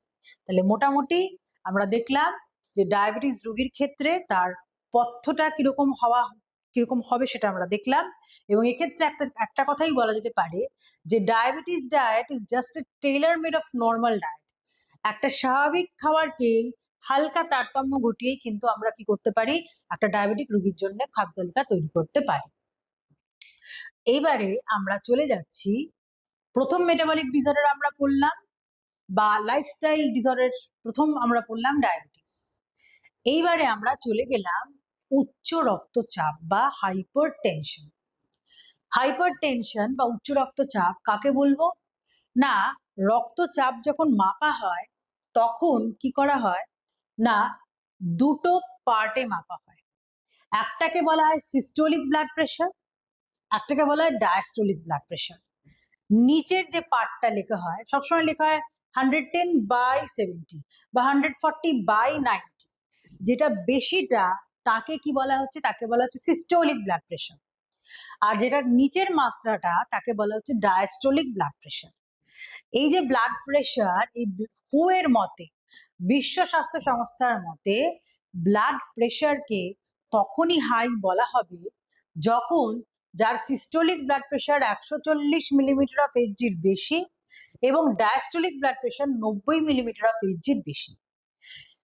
এবং এই উচ্চ রক্তচাপ বা হাইপার টেনশন এইটা যে হু নির্ধারণ করেছে, তারপরেও আমাদের কিন্তু জানতে হবে হাইপার টেনশন কত রকমের হয়। তীব্রতা অনুযায়ী বা প্রেশারের মাপ অনুযায়ী হাইপার টেনশন বা উচ্চ রক্তচাপ 3 ভাগে ভাগ করা হয়। মাইল্ড হাইপার টেনশন, যেখানে ডায়াস্টোলিক চাপ 90 থেকে 104, মডারেট হাইপার টেনশন বা মাঝারি উচ্চ রক্তচাপ, যেখানে ডায়াস্টোলিক রক্তচাপ 105 থেকে 119 মিলিমিটার অফ এইচজি, এবং তীব্র উচ্চ রক্তচাপ বা যেটাকে বলা হয় সিভিয়ার হাইপার টেনশন, যেখানে ডায়াস্টোলিক রক্তচাপ হচ্ছে 120 থেকে 130 মিলিমিটার অফ এইচজি। তাহলে এই যে 3টে ভাগে ভাগ করা হলো, যে কারণেই হোক না কেন মূল বিশেষ কিছু ঝুঁকি থেকে থাকে উচ্চ রক্তচাপের বা যার থেকে উচ্চ রক্তচাপ হতে পারে, সেগুলো কি কি? হৃদরোগীদের দেখা যায় হয় উচ্চ রক্তচাপ, বৃক্কের রোগীদের দেখা যায়, মস্তিষ্ক বা অ্যাড্রেনাল গ্ল্যান্ডে যদি কোনো টিউমার থাকে তখন বেড়ে যায় হাইপারথাইরয়েডিজম, লাইফস্টাইল সংক্রান্ত অভ্যাস, জীবন ধারণ সংক্রান্ত অভ্যাস, চাপ, পীড়ন, হ্যাঁ, তারপর হচ্ছে অবসাদ, যেটাকে আমরা বারবারই বলি স্ট্রেস, অ্যাংজাইটি, টেনশন, উদ্বেগ, এই জিনিসগুলো কিন্তু উচ্চ রক্তচাপের জন্য দায়ী। এছাড়াও কায়িক পরিশ্রমবিহীন জীবনযাপন এবং খাদ্যের অভ্যাস সবকিছু কিন্তু কি করতে পারে? হাইপার টেনশন বা উচ্চ রক্তচাপ করতে পারে। তাহলে আমরা কি দেখলাম? হু এর মতে কোন ব্যক্তিকে বলা যাবে উচ্চ রক্তচাপ জনিত তার সমস্যা রয়েছে, হাইপারটেনসিভ পেশেন্ট কাকে বলা যাবে, সিস্টোলিক আর ডায়াস্টোলিক প্রেশারের পরিমাপ আমরা দেখলাম, কি কি কারণে উচ্চ রক্তচাপ হতে পারে সেটা আমরা দেখলাম, এবং হাইপার টেনশনের প্রকার ভেদ আমরা দেখলাম। এইবারে আমরা চলে যাচ্ছি তার পথ্য কিরূপ হওয়া উচিত। একজন উচ্চ রক্তচাপে আক্রান্ত রোগীর পথ্য কিরকম হওয়া উচিত। পথ্যে যেতে গিয়ে প্রথমেই আমরা যেটা পড়বো সেটা হচ্ছে পথ্যের নীতি। অবশ্যই কম ক্যালোরি, কম ফ্যাট, সোডিয়াম নিয়ন্ত্রণ সব থেকে ইম্পর্টেন্ট। কোন রোগে সোডিয়াম নিয়ন্ত্রণ করা হয়? উচ্চ রক্তচাপ। সোডিয়াম নিয়ন্ত্রিত পথ্য কোন রোগে দেওয়া হয়? উচ্চ রক্তচাপ বা হাইপারটেনশন। বা হাইপারটেনশন রোগে কোন উপাদান নিয়ন্ত্রণ করা হয়? সোডিয়াম। সব থেকে ইম্পর্টেন্ট হচ্ছে সোডিয়াম নিয়ন্ত্রণ। আর একই সাথে নিয়ন্ত্রিত করা হবে টোটাল ফ্যাট এবং কিছু কিছু রোগীদের ক্ষেত্রে টোটাল ক্যালোরি। কারণ যত ওজন কমের দিকে থাকবে তত উচ্চ রক্তচাপের ঝুঁকিটা তার কিন্তু কমবে। তাহলে ক্যালোরি গ্রহণ কিরম হবে? তার আদর্শ দৈহিক ওজন ধরে রাখা হবে, ধরে রাখতে যতটা ক্যালোরি দরকার ততটাই তাকে দিতে হবে। পার্টিকুলারলি যারা মেদবহুল ব্যক্তি এবং স্বল্প পরিশ্রম করে তাদের কিন্তু 20 কিলো ক্যালোরি প্রত্যেক কেজি দৈহিক ওজন অনুযায়ী ক্যালোরি দেওয়া হবে। প্রোটিনের ক্ষেত্রে যদি কোনো কিডনির সমস্যা না থাকে উচ্চ রক্তচাপে আক্রান্ত ব্যক্তি, তাহলে তাকে কিন্তু স্বাভাবিক বা পর্যাপ্ত পরিমাণে প্রোটিন দেওয়া যেতে পারে। অ্যাভারেজ 50-60 গ্রাম প্রোটিন সারাদিনে সে খেতেই পারে। কিন্তু যদি উচ্চ রক্তচাপের কারণে তার কিডনি বা বৃক্ক ক্ষতিগ্রস্ত হয়ে থাকে এবং তার মূত্রে প্রোটিনের পরিমাণ নির্গত হওয়ার তারতম্য লক্ষ্য করা যায়, তখন কিন্তু তার প্রোটিন নিয়ন্ত্রণ হবে। তার আগে প্রোটিন নিয়ন্ত্রণের প্রয়োজন নেই। চলে যাচ্ছি ফ্যাটের ক্ষেত্রে। উচ্চ রক্তচাপে আক্রান্ত ব্যক্তিদের কিন্তু হৃদরোগের প্রবণতা অনেক বেশি। সেক্ষেত্রে আগে থাকতে ফ্যাট যদি নিয়ন্ত্রিত করা হয় তা কিন্তু বিশেষ উপযোগী হয়ে ওঠে। কিরকম ভাবে? প্রাণীজ ফ্যাট যেমন ঘি, মাখন, চর্বি, বনস্পতি এগুলো বর্জন করতে হবে এবং দৃশ্য ফ্যাট, ওভারঅল তেল, রান্নায় ব্যবহৃত তেল যেটা, সেটা 20 গ্রামের নিচে রাখতে পারলে ভালো। আর ফ্যাটের মধ্যেও মোনো আনস্যাচুরেটেড ফ্যাটি অ্যাসিড সমৃদ্ধ যে ফ্যাটগুলো, বিশেষ করে সর্ষের তেল এবং অলিভ অয়েল পর্যাপ্ত মাত্রায় যদি গ্রহণ করা যায় তাহলেও কিন্তু হাইপারটেনসিভ রোগীদের ক্ষেত্রে বিশেষ উপযোগী হয় সেটা। চলে আসছি সব থেকে ইম্পর্টেন্ট পার্টে। উচ্চ রক্তচাপে আক্রান্ত ব্যক্তির পথ্যে মূল যে নিয়ন্ত্রিত উপাদান তা হলো সোডিয়াম। দেখা গেছে যদি খাদ্যের মধ্যে সোডিয়ামের মাত্রা বাড়ানো হয় তাহলে কিন্তু কি হয় না, হৃদ উৎপাদ বা কার্ডিয়াক আউটপুট কিন্তু বেড়ে যায়। যত ব্লাড ফ্লো বাড়বে তত কিন্তু যে রক্ত বহন নালীর মধ্যে দিয়ে রক্তটা যাচ্ছে তার দেওয়ালে কিন্তু চাপ তত বেশি করে ফেলতে থাকবে, এবং সেই চাপ বেশি ফেলছে মানেই রক্তচাপ বাড়বে। তাই তাদের কি করা হয়, সোডিয়াম নিয়ন্ত্রণ করা হয়, এবং হু অনুযায়ী 2 থেকে 3 গ্রাম অর্থাৎ 2000 মিলিগ্রামের মধ্যে কিন্তু সোডিয়াম গ্রহণ বাঞ্ছনীয়, এটা সারাদিনে 24 ঘন্টায়। শর্করার ক্ষেত্রে অবশ্যই তন্তু সমৃদ্ধ গোটা দানা শস্য হবে, ভুসি সমেত আটা, ওটস, ডালিয়া এগুলো বিশেষ উপযোগী। এবং পর্যাপ্ত যদি তার পটাশিয়াম থাকে খাদ্য তালিকায়, দেখা গেছে যে রক্তচাপ কিন্তু নিয়ন্ত্রণ করা যায়। সেক্ষেত্রে সোডিয়াম নিয়ন্ত্রিত হলেও পটাশিয়াম কিন্তু নিয়ন্ত্রণ হবে না, পটাশিয়াম কিন্তু পর্যাপ্ত পরিমাণে তার দরকার। তাহলে অলিভ অয়েল বা সর্ষের তেল দিয়ে তারা কি করছে, মুফা পুফা সেগুলো পাচ্ছে, রান্নায় যদি পাল্টানো যায় তাহলে খুব উপযোগী হয়। এবং একই সাথে তার খাদ্যের মধ্যে নুনের পরিমাণ অত্যন্ত কম করতে হবে, কারণ আমরা জানি যে সোডিয়াম, যেটা আমরা খুব সহজে খাদ্যের মাধ্যমে খেয়ে থাকি সোডিয়াম, সেটা হচ্ছে সোডিয়াম ক্লোরাইড, সল্ট বা সাধারণ কমন সল্ট, সাধারণ লবণ যেটা খেয়ে থাকি। তাহলে খাদ্যের মধ্যে সেই লবণটাকে অত্যন্ত নিয়ন্ত্রিত করতে হবে, তবেই কিন্তু তার হাইপারটেনসিভ ডায়েটটা একদম ঠিকঠাক হবে। এইবার আমরা চলে যাচ্ছি, তাহলে কি কি বর্জন করতে হবে। তাহলে যে খাবারে সোডিয়াম বেশি সেই খাবারগুলো বর্জন করতে হবে। কিরকম, যত প্রসেসড খাবার বা সল্ট আর টেবিল, খাবারের টাইমে খেতে বসার টাইমে এক্সট্রা করে নুন নেওয়া, রান্নায় তো তার সল্ট কম থাকছেই, প্লাস খেতে বসে যেন তার কখনোই টেবিল সল্ট গ্রহণ অর্থাৎ পাতে নুন নেওয়ার প্রবণতা তাকে কমাতে হবে। প্রসেসড ফুড বা প্যাকেজড ফুড যেগুলোকে বলা হয়, প্রচুর সল্ট থাকে, সোডিয়াম থাকে তাতে, সেগুলো বাদ যাবে। Monosodium glutamate, baking soda, baking powder বা বাড়িতে তৈরি করা আচার, চাটনি, পাঁপড়, চিপস, সস, সল্টেড বিস্কিট যেগুলো রয়েছে, রেডিমেড স্যুপগুলো রয়েছে, রেডিমেড প্যাকেট যে খাবারগুলো রয়েছে, সবের মধ্যে কিন্তু সোডিয়ামের মাত্রা অত্যন্ত হাই। সেগুলো কিন্তু সব হবে কি, হাইপারটেনশনের রোগীর জন্য বর্জিত খাদ্য। বিশেষ এক ধরনের পথ্য রয়েছে যাকে বলা হয় ড্যাশ ডায়েট। এটা হচ্ছে কি, ডায়েট অ্যালিভিয়েটিং সিভিয়ার হাইপারটেনশন।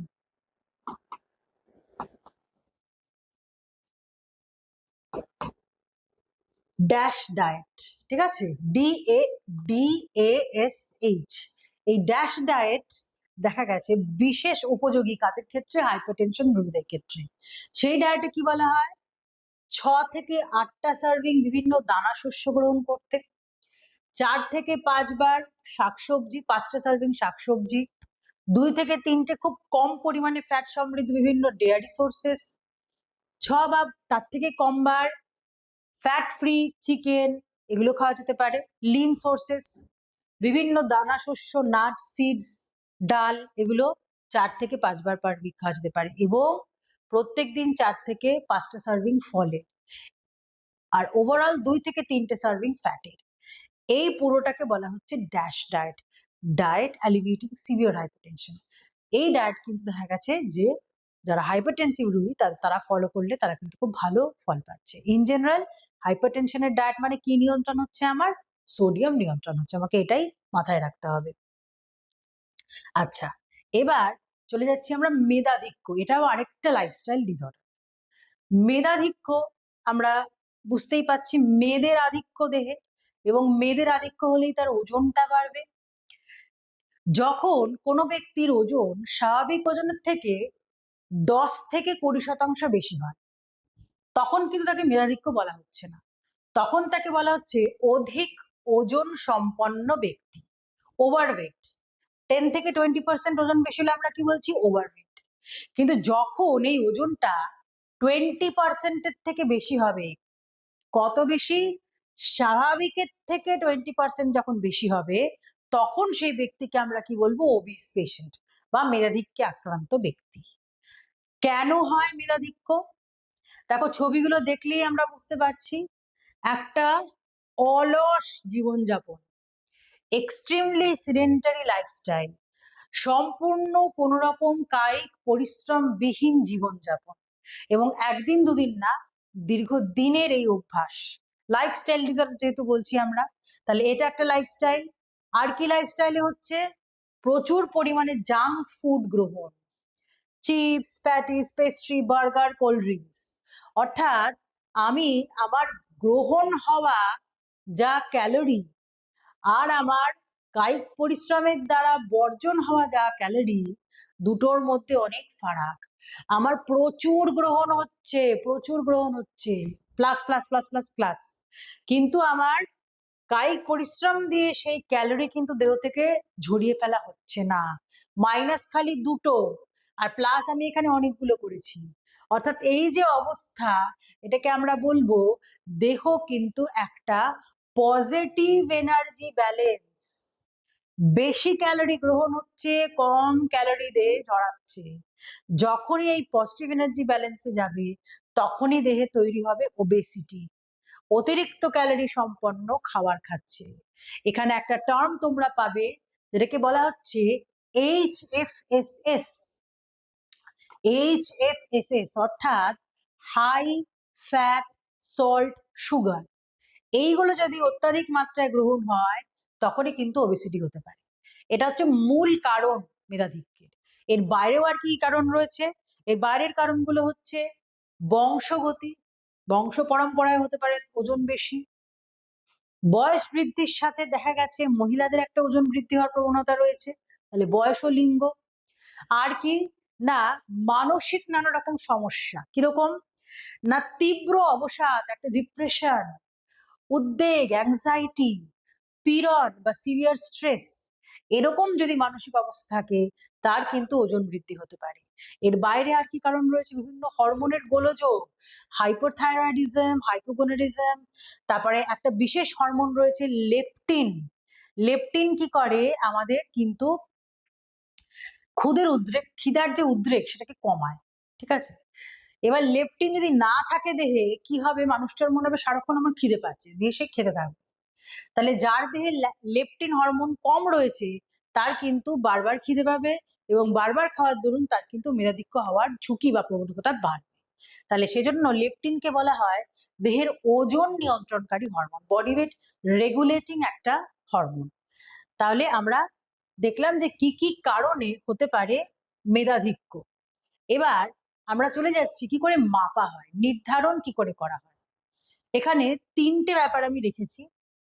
প্রথমটা হচ্ছে বিএমআই, যেটা আমাদের ভীষণ পরিচিত, আমরা অনেকবার করেছি, আমরা প্রজেক্টও করেছি, আমাদের ফার্স্ট আর সেকেন্ড সেমিস্টারের সঙ্গে আমরা প্রজেক্টও করেছি বিএমআই নিয়ে। তাহলে বিএমআই সেটাকে বলা হচ্ছে কি দেহ ভর সূচক।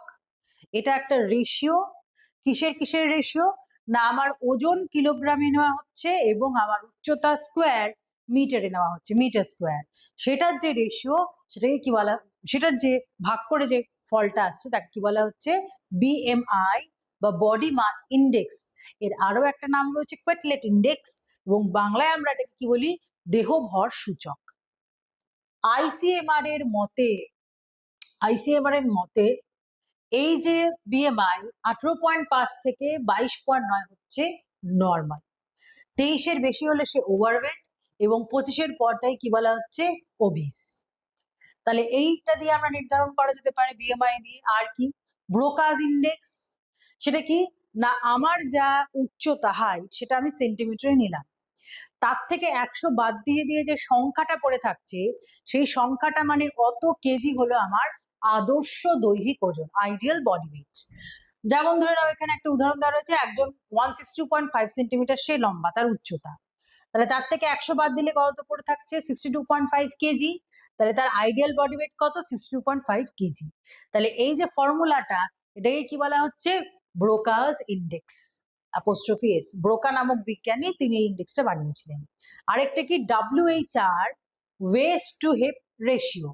সেখানে রেশিওটা কোমর এবং নিতম্বের যে মাপ, তার একটা রেশিও নেওয়া হচ্ছে, অনুপাত নেওয়া হচ্ছে, এবং সেই অনুপাতটা তখনই ঝুঁকিপূর্ণ বা তখনই মেধাধিক্যে যেতে পারে, রিস্কি, যখন পুরুষদের ক্ষেত্রে সেটা 0.9-এর বেশি আর মহিলাদের ক্ষেত্রে সেটা 0.85-এর বেশি। তাহলে এই ফর্মুলাগুলো খুব ইম্পর্টেন্ট মেধাধিক্য নিয়ন্ত্রণে, নির্ধারণে। BMI, Broca's index, waist to hip ratio. এর বাইরেও আরো অনেক পদ্ধতি রয়েছে, আপাতত আমরা এই তিনটেতেই বেশি করে আলোকপাত করলাম। এবার আমরা চলে যাচ্ছি তাহলে জটিলতা কি কি। দীর্ঘদিন ধরে যদি কেউ মেধাধিক্যে ভোগে, তার ওজন বেশি, তার নানা রকম জটিলতা হতে পারে। কিরকম? অবশ্যই কার্ডিওভাস্কুলার ডিসঅর্ডার, হৃদ সংবহন জনিত কোনো গোলযোগ হতে পারে, উচ্চ রক্তচাপ হতে পারে, অ্যাথেরোস্ক্লেরোসিস হতে পারে। আর কি হতে পারে না, আর হতে পারে তার দৈহিক অক্ষমতা, নানা রকমের রোগ এসে দেহে বাসা বাঁধলো, তার দেহের পুরো ওজনটা পায়ের পাতায়, পায়ের গোড়ালিতে, হাঁটুতে এসে পড়ছে, যার ফলে অস্টিও আর্থারাইটিস এই রোগে কিন্তু ভীষণ রকম ভোগে। বা কোমরে ব্যথা, অনেকের ক্ষেত্রে চেস্টের আশেপাশে এতটাই মেদ রয়েছে যে তার ব্রঙ্কাইটিস হতে পারে। অনেকের ক্ষেত্রে ঘুমের সমস্যা হতে পারে, ঘুমের ব্যাঘাত হতে পারে, ঘুমের মধ্যে সাময়িকভাবে তার শ্বাস প্রশ্বাস বন্ধ হতে পারে, স্লিপ অ্যাপনিয়া, হার্নিয়া হতে পারে, গল ব্লাডারে স্টোন হতে পারে। মহিলাদের ক্ষেত্রে গর্ভধারণে সমস্যা হতে পারে অতিরিক্ত মেদ বা ওজন থাকলে। এবং একটা অতিরিক্ত ওজন নিয়ে থাকা ব্যক্তি সর্বদা মানসিকভাবে সে একটা অবসাদগ্রস্ত অবস্থায় থাকবে। সারাক্ষণই তার মনে হবে সে মোটা, তাকে দেখতে বাজে, সে হীনমন্যতায় ভুগবে, তার পীড়ন, উদ্বেগ এগুলো সব কিছুতে থাকবে। তাহলে ভীষণ রকম কিন্তু ফিজিক্যাল থেকে একটা মেন্টাল ডিসেবিলিটিতে যাওয়ার প্রবণতা থাকবে। আর কি, সে দুর্ঘটনা প্রবণ হতে পারে, তার ওভারঅল আয়ুষ্কাল কম, তার থেকে বিভিন্ন অঙ্গ প্রত্যঙ্গের ক্যান্সার পর্যন্ত কিন্তু হতে পারে। তাহলে এগুলো সবই হচ্ছে মেধাধিক্যের জটিলতা। এবার চলে যাচ্ছি আমরা, তাহলে পথ্য কি হবে?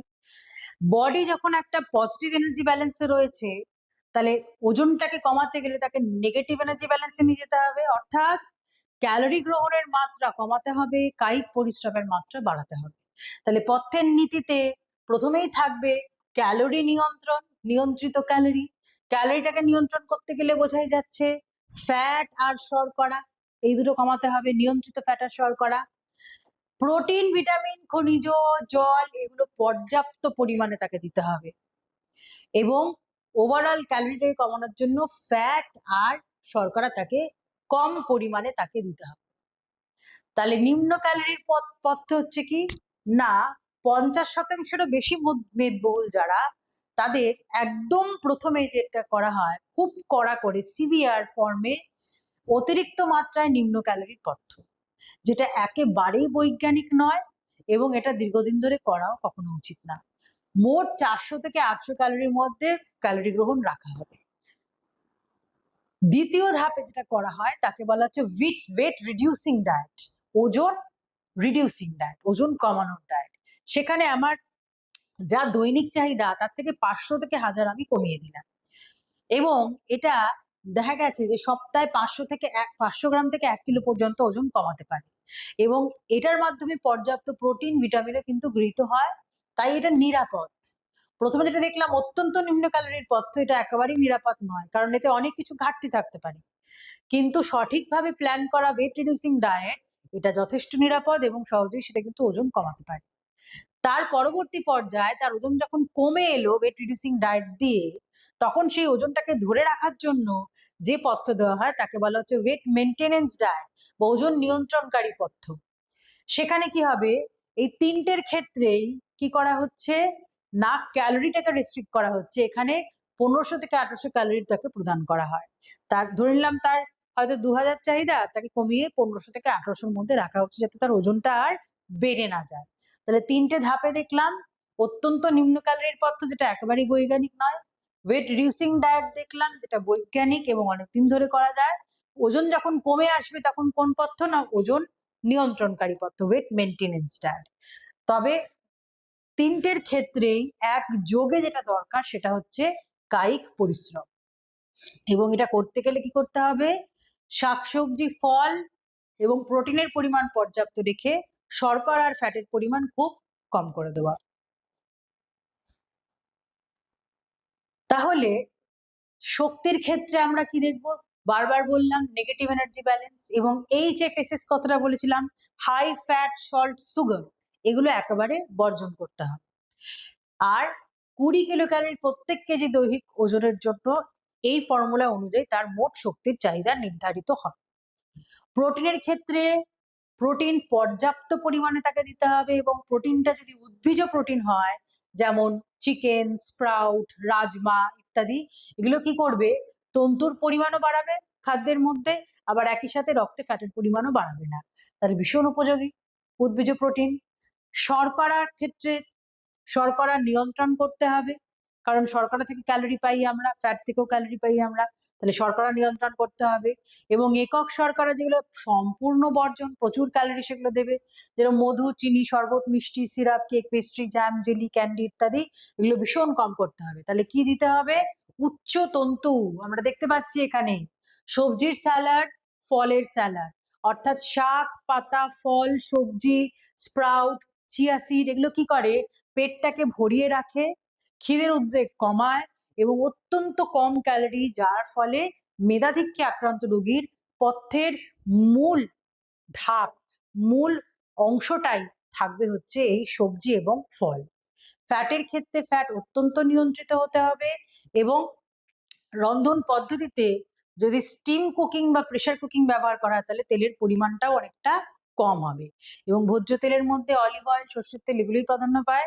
ঘি, চর্বি, মাখন এগুলো একেবারেই বর্জন হবে। পর্যাপ্ত তরল তার প্রয়োজন সারাদিনে চলার জন্য, কারণ দেহ থেকে বর্জ্য পদার্থগুলো বের করার জন্য পর্যাপ্ত তরল দরকার। এবং অতিরিক্ত ফ্যাট নিয়ন্ত্রণ করার ফলে অনেক মেধাধিক্যে আক্রান্ত ব্যক্তির দেখা গেছে যে বিশেষ করে যে ভিটামিনগুলো ফ্যাটে দ্রবণীয়, সেই ফ্যাটে দ্রবণীয় ভিটামিন তাদের অনেক সময় অভাব হয়। তাহলে সেই অভাবটাকে কমানোর জন্য কি করা হবে, পার্টিকুলারলি ভিটামিন এ এবং ডি সম্পূরণ তাদের ক্ষেত্রে প্রয়োজন। তাহলে ওভারঅল অত্যন্ত কম ক্যালোরি, পর্যাপ্ত প্রোটিন, কম পরিমাণ বা নিয়ন্ত্রিত পরিমাণে ফ্যাট এবং শর্করা, উচ্চ তন্তু দিয়ে কিন্তু মেধাধিক্যে আক্রান্ত রোগীর পথ্য প্রস্তুত হবে। তা এবার আমরা চলে যাচ্ছি আরেকটা লাইফস্টাইল ডিসঅর্ডার, সেটা হলো কি, সেটা হলো হার্ট ডিজিজ বা কার্ডিওভাস্কুলার ডিজিজ বা হৃদ সংবহন রোগ। তাহলে এই হৃদ সংবহন রোগ, তার মধ্যে আমাদের সিলেবাসে যেটা রয়েছে সেটা হচ্ছে কি না, করোনারি হার্ট ডিজিজ। কিরকম, দেখো আমরা জানি যে হৃৎপিণ্ড তো সারা দেহে রক্ত পৌঁছায়, এবং হৃৎপিণ্ডতেই রক্ত পৌঁছায় যে ধমনী, তার নাম হচ্ছে করোনারি আর্টারি। এবং সেই আর্টারি সংক্রান্ত যদি কোনো রোগ হয় তাকে আমরা বলি করোনারি আর্টারি ডিজিজ, সিএডি। এবং হৃৎপিণ্ড ও রক্ত সংবহন নালী সংক্রান্ত যে রোগগুলো হয় তাকে আমরা বলি CVD, cardiovascular disease. Particularly CHD বলা হয় করোনারি হার্ট ডিজিজ, যেখানে এই করোনারি ধমনী আক্রান্ত হয়। কিরকম, ধমনীর যে অন্তর্গাত্র সেটা আস্তে আস্তে দেখো সরু হয়ে গেছে। আমরা ছবিতে দেখতে পাচ্ছি এটা একটা স্বাভাবিক একটা আর্টারি, নর্মাল আর্টারি, এবং দীর্ঘদিন ধরে উচ্চ ফ্যাট, কোলেস্ট্রল এইগুলো সম্পন্ন খাদ্য খেতে খেতে কি হচ্ছে না, আস্তে আস্তে কিন্তু এই অন্তর্গাত্রে এই কোলেস্ট্রল, ফ্যাট এগুলো জমছে। জমে জমে কি হচ্ছে, একটা থ্রম্বাস বা প্লাক তৈরি করছে, যার ফলে কি হচ্ছে, যে স্মুথলি রক্ত সংবহন করতে পারত ধমনীর ভিতর দিয়ে, ততটা স্মুথলি বা তত সুন্দরভাবে কিন্তু ততটা স্পিডে রক্ত পরিবাহিত হতে পারে না। ফলে কি হয়, এই ব্লকেজ তৈরি হয় ধমনীর মধ্যে। এবং এই যে তৈরি হচ্ছে, এইটা পার্টিকুলারলি যদি করোনারি ধমনীতে হয় তখন সেটাকে কি বলা হচ্ছে, করোনারি হার্ট ডিজিজ। তাহলে যখন এরকম একটা অসুস্থ অবস্থা, তখন বাইরে থেকে কিন্তু শরীর জানান দেয়। কিভাবে জানান দিচ্ছে, বেশ কিছু উপসর্গ কিন্তু দেখতে পাওয়া যায় বা অনুভব করতে পারে যে আক্রান্ত হয়েছে সেই ব্যক্তি। কিরকম, আমরা প্রথম যে নামটা পড়বো, অ্যানজাইনা পেক্টোরিস। অ্যানজাইনা পেক্টোরিস কথাটার অর্থ হচ্ছে বুকে একটা চাপ ব্যথা। যখনই এখানে সংবহন ব্যাহত হবে তখন কোনো না কোনো কারণে রক্তটা পৌঁছাতে পারবে না, এবং সেই জায়গায় কোনো পুষ্টি, কোনো অক্সিজেন পৌঁছাতে পারবে না, যার ফলে কি হচ্ছে, একটা বুকের চাপ ব্যথা তৈরি হচ্ছে, এবং কোনো কাজ করতে গেলে এই ব্যথাটা আরো বাড়তে থাকে। এই যে অবস্থা, এটাকে, এই যে ব্যথাটাকে বলা হচ্ছে অ্যানজাইনা পেক্টোরিস। আরেকটা টার্ম আমরা পড়বো, মায়োকার্ডিয়াল ইনফার্কশন। মায়ো কথাটার মানে হচ্ছে মাংসপেশি, কার্ডিয়াল হচ্ছে হৃৎপিণ্ড, হার্ট, এবং ইনফার্ক্ট কথাটার মানে হচ্ছে মৃত্যু।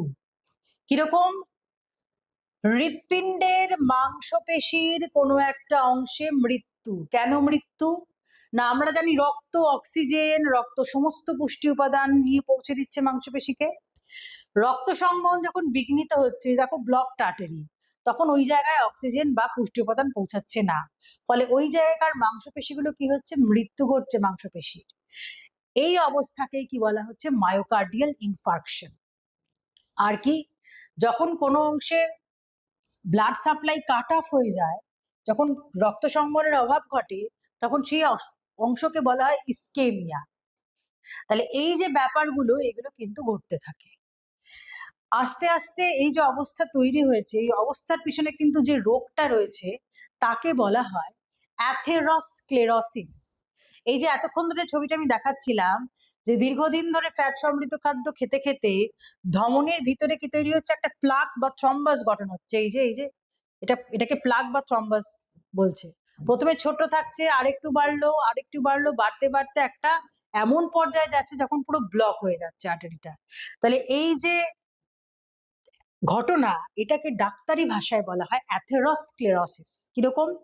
অ্যাথেরা বা অ্যাথেরে শব্দটার মানে হচ্ছে ভারী একটা থকথকে তরল, আর স্ক্লেরোসিস কথাটার মানে হচ্ছে কলা বা ধমনী বা মাংসপেশি শক্ত হয়ে যাওয়া। তাহলে এই যে এত ঘন রক্ত, কোলেস্টেরলে পূর্ণ রক্ত, ভারী থকথকে তরল, সেটা জমে জমে কি তৈরি করছে, এই জায়গাটাকে শক্ত করে দিচ্ছে। তাহলে ধমনের ভিতরে এই যে তৈরি হলো, এটাকে বলা হচ্ছে থ্রম্বাস বা প্লাক। এইটার জন্য কি হচ্ছে, ব্যাঘাত ঘটছে রক্ত সংবহনে, এবং যখন হৃৎপিণ্ডে সেটা ঘটছে, তখন ডাক্তারি ভাষায় সেটাকে বলা হচ্ছে হার্ট অ্যাটাক।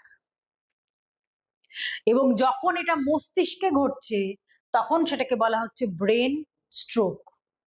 তাহলে আমরা অনেকগুলো টার্ম দেখলাম। আমরা দেখলাম করোনারি হার্ট ডিজিজ কাকে বলে, সেটা সংক্রান্ত উপসর্গ কিছু জানলাম, angina pectoris, myocardial infarction, ischaemia, atherosclerosis. এইবারে আমরা চলে যাচ্ছি, এই যে রক্তে কোলেস্ট্রল ঘুরে বেড়াচ্ছে, এগুলোর রকম কি কি হতে পারে। আমরা অলরেডি সেমিস্টার 1 এর ফ্যাট চ্যাপ্টারে আমরা কিন্তু পড়ে নিয়েছি। সেটা যদি একটু আমরা রিক্যাপ করার চেষ্টা করি, তাহলে আমরা কি নামগুলো মনে পড়ছে আমাদের, দেখো এইচডিএল, এলডিএল, ভিএলডিএল, এই তিনটে নাম ভীষণ রকম মনে পড়ছে আমাদের। এইচডিএল হচ্ছে হাই ডেন্সিটি লাইপোপ্রোটিন, এলডিএল হলো লো ডেন্সিটি লাইপোপ্রোটিন, ভিএলডিএল হলো ভেরি লো ডেন্সিটি লাইপোপ্রোটিন। এর মধ্যে দেখো এইচডিএল কোলেস্ট্রলকে, রক্তে যখন কোলেস্ট্রল ঘোরাফেরা করে, তখন ছোট ছোট ছোট ছোট প্যাকেজে ঘোরাফেরা করে। সেই প্যাকেজগুলোর নাম হচ্ছে লাইপোপ্রোটিন। আর এই লাইপোপ্রোটিন অনেকগুলো ধরনের হয়, এক্ষুনি বললাম এইচডিএল, এলডিএল, ভিএলডিএল। এদের মধ্যে এইচডিএল যে কোলেস্ট্রল, সে কি করে, সে রক্তের মধ্যে, রক্তবাহ নালীর দেওয়ালের ভিতরে যত কোলেস্ট্রল জমছে তাকে চেঁচে বের করে লিভারে পাঠিয়ে দেয়, এবং লিভার সেটা দেহ থেকে বের করার ব্যবস্থা করতে থাকে। তাহলে আলটিমেটলি এইচডিএল কি করলো, ভালো কাজ করলো, রক্তবাহ নালীর ভিতরে কোলেস্ট্রলটাকে জমতে দিচ্ছে না। সেই জন্য এলডিএল কে বলা হয় গুড কোলেস্টেরল, এবং এর ঠিক উল্টো কাজটা করে এলডিএল, অর্থাৎ রক্তবাহ নালীর দেওয়ালের ভিতরে কোলেস্ট্রল জমতে দেয়। বেশি, যত এলডিএল বেশি, তত বহনালীর ভিতরে কোলেস্ট্রল জমবে। সেজন্য এই এলডিএল কে বলা হচ্ছে ব্যাড কোলেস্ট্রল। তাহলে একজন হৃৎপিণ্ড বা রক্ত সংবহন তন্ত্রের গোলযোগে আক্রান্তকারী কোনো ব্যক্তির পথ্যের মেন যে জিস্ট, সেটা হবে কি, তার এমন ভাবে পথ্য তৈরি হবে যাতে তার এইচডিএল বেশি থাকে এবং এলডিএল কম থাকে। গুড কোলেস্ট্রল বেশি রাখা দরকার, ব্যাড কোলেস্ট্রল কম রাখা দরকার। তাহলে আমরা দেখে নেব জিনিসটা কি হচ্ছে। না, সেইটাতে যাওয়ার আগে আমরা চট করে একবার দেখে নিই যে এটার থেকে ঝুঁকি কি কি হতে পারে। যাদের রক্ত সংবহনতন্ত্র বা হৃৎপিণ্ড সংক্রান্ত গোলযোগ রয়েছে, যেটাকে আমরা বলছি করোনারি হৃদ সংক্রান্ত কোনো রোগ, তাদের সেই রোগটা হওয়ার ঝুঁকিগুলো কি কি। এক হচ্ছে বয়স, বয়স যত বাড়বে ঝুঁকি তত বাড়বে, এবং দেখা গেছে 50 থেকে 55 বছর বয়সে এটা পিক করে, ম্যাক্সিমাম ঝুঁকি সব থেকে বেশি। দ্বিতীয় হচ্ছে ঝুঁকিটা কি না, পারিবারিক কোনো ইতিহাস থাকলে, বংশগতি, যার মানে পরিবারে রয়েছে হাইপার কোলেস্টেরলেমিয়া অর্থাৎ রক্তে কোলেস্টেরল মাত্রা বেশি, তার কিন্তু স্বভাবতই কি হবে, তার রক্তে কোলেস্টেরল মাত্রা বেশি থাকার একটা ঝুঁকি থেকেই থাকছে, তার থেকে হার্ট ডিজিজ হতে পারে। মহিলাদের ক্ষেত্রে কি হয় না, মহিলাদের কিন্তু এই হৃদ সংক্রান্ত ঝুঁকি কিন্তু পুরুষদের তুলনায় কম। কতক্ষণ কম না, যতক্ষণ না তার মেনোপজ হচ্ছে। মহিলাদের মাসিক ঋতু চক্র যখন চলতে থাকে তখন ইস্ট্রোজেন নামক একটি হরমোন ক্ষরণ হয়। এই ইস্ট্রোজেন হরমোন কি করে, রক্তে কোলেস্টেরলের মাত্রাটাকে কমাতে পারে। যেহেতু রক্তে কোলেস্টেরলের মাত্রা কমাতে পারে, সেজন্য মহিলাদের কিন্তু এই হৃদ সংবহন তন্ত্র গোলযোগ বা হার্ট অ্যাটাক বলুন বা স্ট্রোক বলুন, এগুলো হওয়ার সম্ভাবনা কিন্তু কম পুরুষদের তুলনায়। পুরুষদের কিন্তু এই সম্ভাবনা বা ঝুঁকি অনেকটা বেশি। কিন্তু মহিলাদের যখন মেনোপজ ঘটে যায় অর্থাৎ পোস্ট মেনোপজ, তখন কিন্তু এই ইস্ট্রোজেন হরমোনের ঘাটতি দেখা যায়। তখন কিন্তু আবার মহিলাদের এই ঝুঁকিটা প্রায় পুরুষদের কাছাকাছি হয়ে যায়। আরেকটা কি রয়েছে কারণ, খাদ্য, অবশ্যই খাদ্য, বারবার বলছি যে উচ্চ ফ্যাট এবং কোলেস্ট্রল সমৃদ্ধ খাদ্য গ্রহণে হতে পারে। তারপর পরিশ্রমের অভাব, আমরা লাইফস্টাইল ডিসঅর্ডার বলছি, যেখানে রয়েছে যে অস্বাস্থ্যকর খাদ্যের অভ্যাস, এইচএফএসএস অর্থাৎ হাই ফ্যাট সল্ট সুগার গ্রহণ, জাঙ্ক ফুড গ্রহণ এবং পরিশ্রমের অভাব। এবং দেখা গেছে একটু আগে যেমন বললাম গুড কোলেস্ট্রল ব্যাড কোলেস্ট্রল, যত আমরা কায়িক পরিশ্রম করব তত গুড কোলেস্ট্রল বাড়বে, আর যত আমরা সিডেন্টারি লাইফস্টাইল অর্থাৎ স্বল্প কাজকর্মের মধ্যে থাকবো, কায়িক পরিশ্রমের অভাব যত হবে তত ব্যাড কোলেস্ট্রল এলডিএল আমাদের রক্তে বাড়তে থাকবে। তাহলে এটাও একটা কারণ, পরিশ্রমের অভাব। ধূমপান আরো একটা ঝুঁকি হার্ট ডিজিজের, কারণ ধূমপান যারা করেন তাদের দেখা গেছে রক্তের যে ভিতরের যে দেওয়াল, সেখানে যে লাইনিং রয়েছে যেটাকে এন্ডোথেলিয়াম বলা হয়, সেটা নষ্ট হয়ে যেতে থাকে এবং এইচডিএল যেটা কিনা গুড কোলেস্ট্রল, তার মাত্রা কিন্তু কমতে থাকে। তাহলে ধূমপায়ী ব্যক্তিদের কিন্তু আবারও সম্ভাবনা রয়েছে এই রোগটা হওয়ার। এছাড়াও দেখা গেছে যে যদি কারোর উচ্চ রক্তচাপ থাকে, যার ওজন বেশি, যে ডায়াবেটিসে আক্রান্ত বা যে হয়তো স্ট্রেস বা টেনশন অর্থাৎ ভীষণ রকম ডিপ্রেশন, অবসাদে ভুগছেন, স্ট্রেস, পীড়ন, এগুলো যদি বেশি বেশি পরিমাণে তার জীবন ধারণ সংক্রান্ত অবস্থার মধ্যে রয়েছে, তার দেখা গেছে এই হৃদরোগ কিন্তু আক্রান্ত হওয়ার ঝুঁকি অনেকটা বেশি। তাহলে আমরা ঝুঁকিগুলো দেখলাম। এবার আমরা চলে যাচ্ছি পথ্য। তাহলে বুঝতেই পারছি পথ্যের মূলনীতি কি হবে, অবশ্যই ফ্যাট, ক্যালোরি, এগুলো অনেকটাই আমাকে নিয়ন্ত্রণ করতে হবে। তন্তুর পরিমাণ বাড়াতে হবে, উচ্চ তন্তু, কারণ আমরা অলরেডি ক্লাসে পড়েছি, আমরা জানি যে উচ্চ তন্তু কি করে না, রক্তে যেরকম গ্লুকোজের মাত্রা কমাতে পারে, রক্তে কিন্তু কোলেস্টেরলের মাত্রাও কিন্তু উচ্চ তন্তু কমায়। আর কি প্রোটিন, ভিটামিন, এগুলো কিন্তু তার পর্যাপ্ত পরিমাণে খাওয়া দরকার। শক্তি পয়েন্টে যদি আমি আসি, তার উচ্চতা বয়স অনুযায়ী অবশ্যই কম রাখতে হবে, মেদবহুল হলে অবশ্যই 1000 থেকে 1200-র মধ্যে রাখতে হবে। ফ্যাট কিন্তু একটা খুব গুরুত্বপূর্ণ পার্ট এই হৃদরোগের পথ্যের ক্ষেত্রে। প্রথমেই বলি, পলি আনস্যাচুরেটেড ফ্যাটি অ্যাসিড এবং স্যাচুরেটেড ফ্যাটি অ্যাসিডের একটা অনুপাত আইসিএমআর বেঁধে দিয়েছেন 0.8:1। পুফা অর্থাৎ পলিআনস্যাচুরেটেড ফ্যাটি অ্যাসিড, এরা কি করে না, রক্তবাহের ব্যাসটাকে বাড়িয়ে দেয়, ফলে রক্তচাপ কমাতে পারে এবং হৃদরোগের সম্ভাবনাও কমাতে পারে। সেই জন্য কোন পুফা উপযোগী হৃদরোগীদের ক্ষেত্রে খুব খুব ইম্পর্টেন্ট, ওমেগা-3 ফ্যাটি অ্যাসিড, বিশেষ করে ইপিএ, আইকোসা পেন্টানোইক অ্যাসিড এবং ডিএইচএ অর্থাৎ ডোকোসা হেক্সানোইক অ্যাসিড, এই দুটো কিন্তু হৃদ সুরক্ষা প্রদানকারী উপাদান রয়েছে। সেজন্য ওমেগা-3 ফ্যাটি অ্যাসিড ভীষণ ভীষণ ইম্পর্টেন্ট হৃদরোগীদের ক্ষেত্রে। এবং কার মধ্যে পাবো, মাছের তেল, ফ্ল্যাক্সিড, ওয়ালনাট, সর্ষের তেল, এগুলোর মধ্যে কিন্তু পর্যাপ্ত পরিমাণে কি রয়েছে, পুফা এবং মুফা রয়েছে। পুফা এবং মুফা দুজনেই কিন্তু কি করতে পারে, হৃদরোগের ব্যবস্থাপনায় খুব উপযোগী হয়ে দরকার। আর কি না, টোটাল কোলেস্টেরলের গ্রহণের মাত্রা 200-র মধ্যে বেঁধে দিয়েছে আইসিএমআর। আর যেগুলো স্যাচুরেটেড ফ্যাট, মূলত চর্বি, পাঁঠার মাংস, ঘি, মাখন, ঘন দুধ বা দুধের স্বর, এগুলো সম্পূর্ণরূপে খাদ্য থেকে বর্জন করতে হবে। আর কি দেখবো আমরা, এবার আমরা চলে যাচ্ছি শর্করার ক্ষেত্রে। মোট শর্করা নিয়ন্ত্রিত হবে, যাতে ক্যালোরি আমার নিয়ন্ত্রণ থাকে, কিন্তু শর্করা যে রূপে খাওয়া হচ্ছে সেইটাতে নজর দিতে হবে। কিরকম না, সেটা জটিল শর্করা হবে, উচ্চ তন্তু সমৃদ্ধ, যেমন ভুসি সমেত আটা, ওটস, মিলেটস, এগুলো পর্যাপ্ত পরিমাণে রাখতে হবে। ফল, এই যে মিলেটস দেখতে পাচ্ছি আমরা, হ্যাঁ, ফল সবজি, এগুলো তন্তুর যোগান দেবে, যা রক্তে কোলেস্টেরলের মাত্রা কমাবে। প্রোটিন পর্যাপ্ত পরিমাণে খেতে হবে, এবং প্রোটিন, উদ্ভিজ প্রোটিন বাঁচলে কি হবে খাদ্য তালিকায়, না সেটা রক্তে কোলেস্টেরলের মাত্রা কখনোই বৃদ্ধি করবে না। ফলে ডাল, সয়াবিন, রাজমা এগুলো খুব গুরুত্বপূর্ণ হয়ে দাঁড়াবে। ভিটামিনের ক্ষেত্রে দেখা গেছে যে ভিটামিন বি3 রক্তে এলডিএল এর মাত্রা কমায়, সেক্ষেত্রে ভিটামিন সাপ্লিমেন্টেশনে যদি ভিটামিন বি3 থাকে সেটা কিন্তু খুব উপযোগী, যা এইচডিএল এর মাত্রা বাড়াবে এবং এলডিএল এর মাত্রা কমাবে।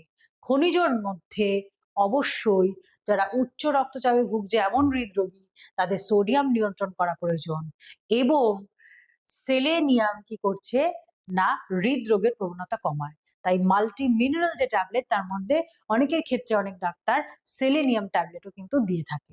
তাহলে ওভারঅল আমরা দেখলাম যে একটা হৃদরোগীর ক্ষেত্রে কিরম ধরনের ফ্যাট, কিরম ধরনের শর্করা, প্রোটিন, ভিটামিন এবং খনিজ লবণে কিরকম গ্রহণের তারতম্য আনলে তার সঠিক পথ্য আমরা তৈরি করতে পারবো। এইবারে চলে যাচ্ছি, তাহলে কি কি খাবার আমার হেলদি ফুডস ফর হার্ট কি কি হয়ে যাচ্ছে, আমার ওমেগা 3 রাখতে হচ্ছে, অ্যান্টিঅক্সিডেন্ট যুক্ত বিভিন্ন রকম সবজি বা ধরে নিন গ্রিন টি, সেগুলো রয়েছে, শাকসবজি রয়েছে, ফল রয়েছে, বাদাম বা গ্রেনস রয়েছে, হোল গ্রেনস, বিশেষ করে যেটা এক্ষুনি বললাম আমি, ওটস হতে পারে, হ্যাঁ, বা ভুসি সমেত আটা হতে পারে, মিলেটস হতে পারে, সেগুলো ভীষণ রকম ভাবে উপযোগী হৃদরোগীদের ক্ষেত্রে। এবার এই যে এতগুলো আমরা রোগ পড়লাম, আমরা জীবন ধারণ সংক্রান্ত যে ব্যাধি, যে রোগগুলো পড়লাম, লাইফস্টাইল ডিসঅর্ডার, তার মধ্যে আমরা পড়লাম হলো হার্ট ডিজিজ, আমরা পড়লাম ডায়াবেটিস, আমরা পড়লাম ওবেসিটি, আমরা পড়লাম হাইপার টেনশন। প্রত্যেকটা রোগের ক্ষেত্রেই দেখবে তোমাদের বইতে রোগের ঠিক পরে, রোগটা আলোচনা হয়ে যাওয়ার পর বা রোগীর পথ্য আলোচনা হয়ে যাওয়ার পর একটা অংশ রয়েছে যেখানে বলা রয়েছে কাঁচা খাদ্যের তালিকা, হ্যাঁ, বা ডায়েট চার্ট। ঠিক আছে, তাহলে এইটা একটা পার্ট পাবে, আরেকটা পার্ট পাবে পথ্যের বিন্যাস, বা সারাদিনে সে যা খাবে সেটাকে ভাগ করে করে মেনুতে প্ল্যান করা। এই যে এতগুলো রোগ আমরা পড়লাম, বা এর পরের ক্লাসগুলোতেও আমরা হয়তো আরো অনেক রোগ আলোচনা করব, প্রত্যেকটা রোগের ক্ষেত্রেই কিন্তু আগে দেখবে কোয়েশ্চেনে কি এসছে, আসতে পারে রোগের সমস্যা কি, রোগীর উপসর্গ কি, রোগের জটিলতা কি, এরকম নানা রকম আসতে পারে। আবার আসতে পারে রোগটির প্রকারভেদ আলোচনা করো, ক্লাসিফিকেশন আসতে পারে, ঠিক যেরকম চাওয়া হবে সেই অনুযায়ী উত্তরটা আমাদের লিখতে হবে। আবার আসতে পারে কিভাবে পথ্যের মাধ্যমে তুমি রোগীকে স্বাভাবিক করে তুলবে, বা পথ্যের ব্যবস্থাপনা উল্লেখ করো, তখন পথ্যের নীতি সবার আগে উত্তরে লিখতে হবে প্রত্যেকটা রোগের ক্ষেত্রে, এবং ছোট ছোট করে পয়েন্ট করে করে শর্করা, প্রোটিন, ফ্যাট, ক্যালোরি, বা যে রোগের ক্ষেত্রে যেটা নিয়ন্ত্রণ হয়েছে সেই পার্টিকুলার উপাদানটা নিয়ে তোমাকে গুছিয়ে লিখতে হবে। এর বাইরে যদি কোয়েশ্চেনে থাকে যে একটি পথ্য তালিকা প্রস্তুত করো, যখনই তালিকা কথাটা প্রশ্নে থাকবে তখনই আমার আসবে কিন্তু ডায়েট চার্ট।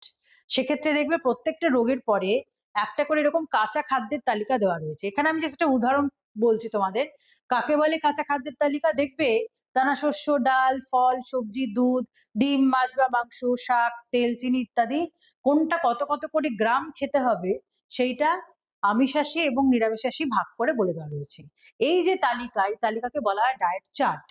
প্রত্যেকটা রোগের ক্ষেত্রে বইতে পেয়ে যাবে ডায়েট চার্ট, সঙ্গে লিখে রাখতে পারো তোমরা। এবং তার সাথে আরেকটা যেটা থাকতে পারে সেটা হচ্ছে খাদ্যের সারাদিনে বিভিন্ন পদে বিন্যাস, অর্থাৎ এই যে 200 গ্রাম দানা শস্য বা এই যে 200 গ্রাম ফল, সেইটা সারাদিনে কিভাবে ভাগ হয়েছে, অর্থাৎ দেখবে সকালের চায়ে কিছু খাবারের নাম লেখা, প্রাতরাশ বা ব্রেকফাস্টে কিছু কিছু খাবারের নাম লেখা, মধ্যাহ্ন ভোজন বা লাঞ্চে কিছু পদ দেওয়া, বিকেলের চা, সন্ধ্যেবেলার জল খাবার এবং রাত্রের খাবার বা ডিনার। যখন এরকম ভাবে মেনু প্ল্যান করা থাকবে সেটা হচ্ছে পদে বিন্যাস, বিভিন্ন সারাদিনের খাদ্যটাকে বিন্যাস করা।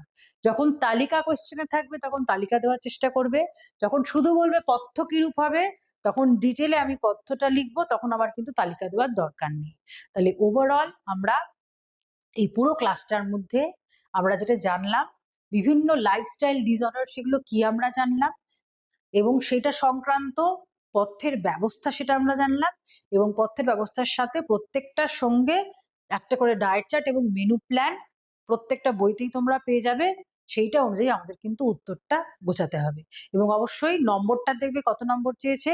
যদি তালিকা মেনশন করা না থাকে তাহলে আগেভাগে উত্তরে আমার কিন্তু তালিকা দিয়ে লাভ নেই, কারণ এটার ক্ষেত্রে কিন্তু 2 নম্বরের শর্ট কোশ্চেনও হতে পারে, আবার 5 নম্বরের লং কোশ্চেনও হতে পারে। তো সেক্ষেত্রে আমাকে খুব বুঝে কিন্তু উত্তরটা দিতে হবে। তো আশা করি এই ক্লাসের মধ্যে এই ক্লাসের মাধ্যমে তোমরা বুঝতে পারলে যে লাইফস্টাইল ডিসঅর্ডার কি এবং সেক্ষেত্রে পথ্য কিরূপ হবে। Thank you.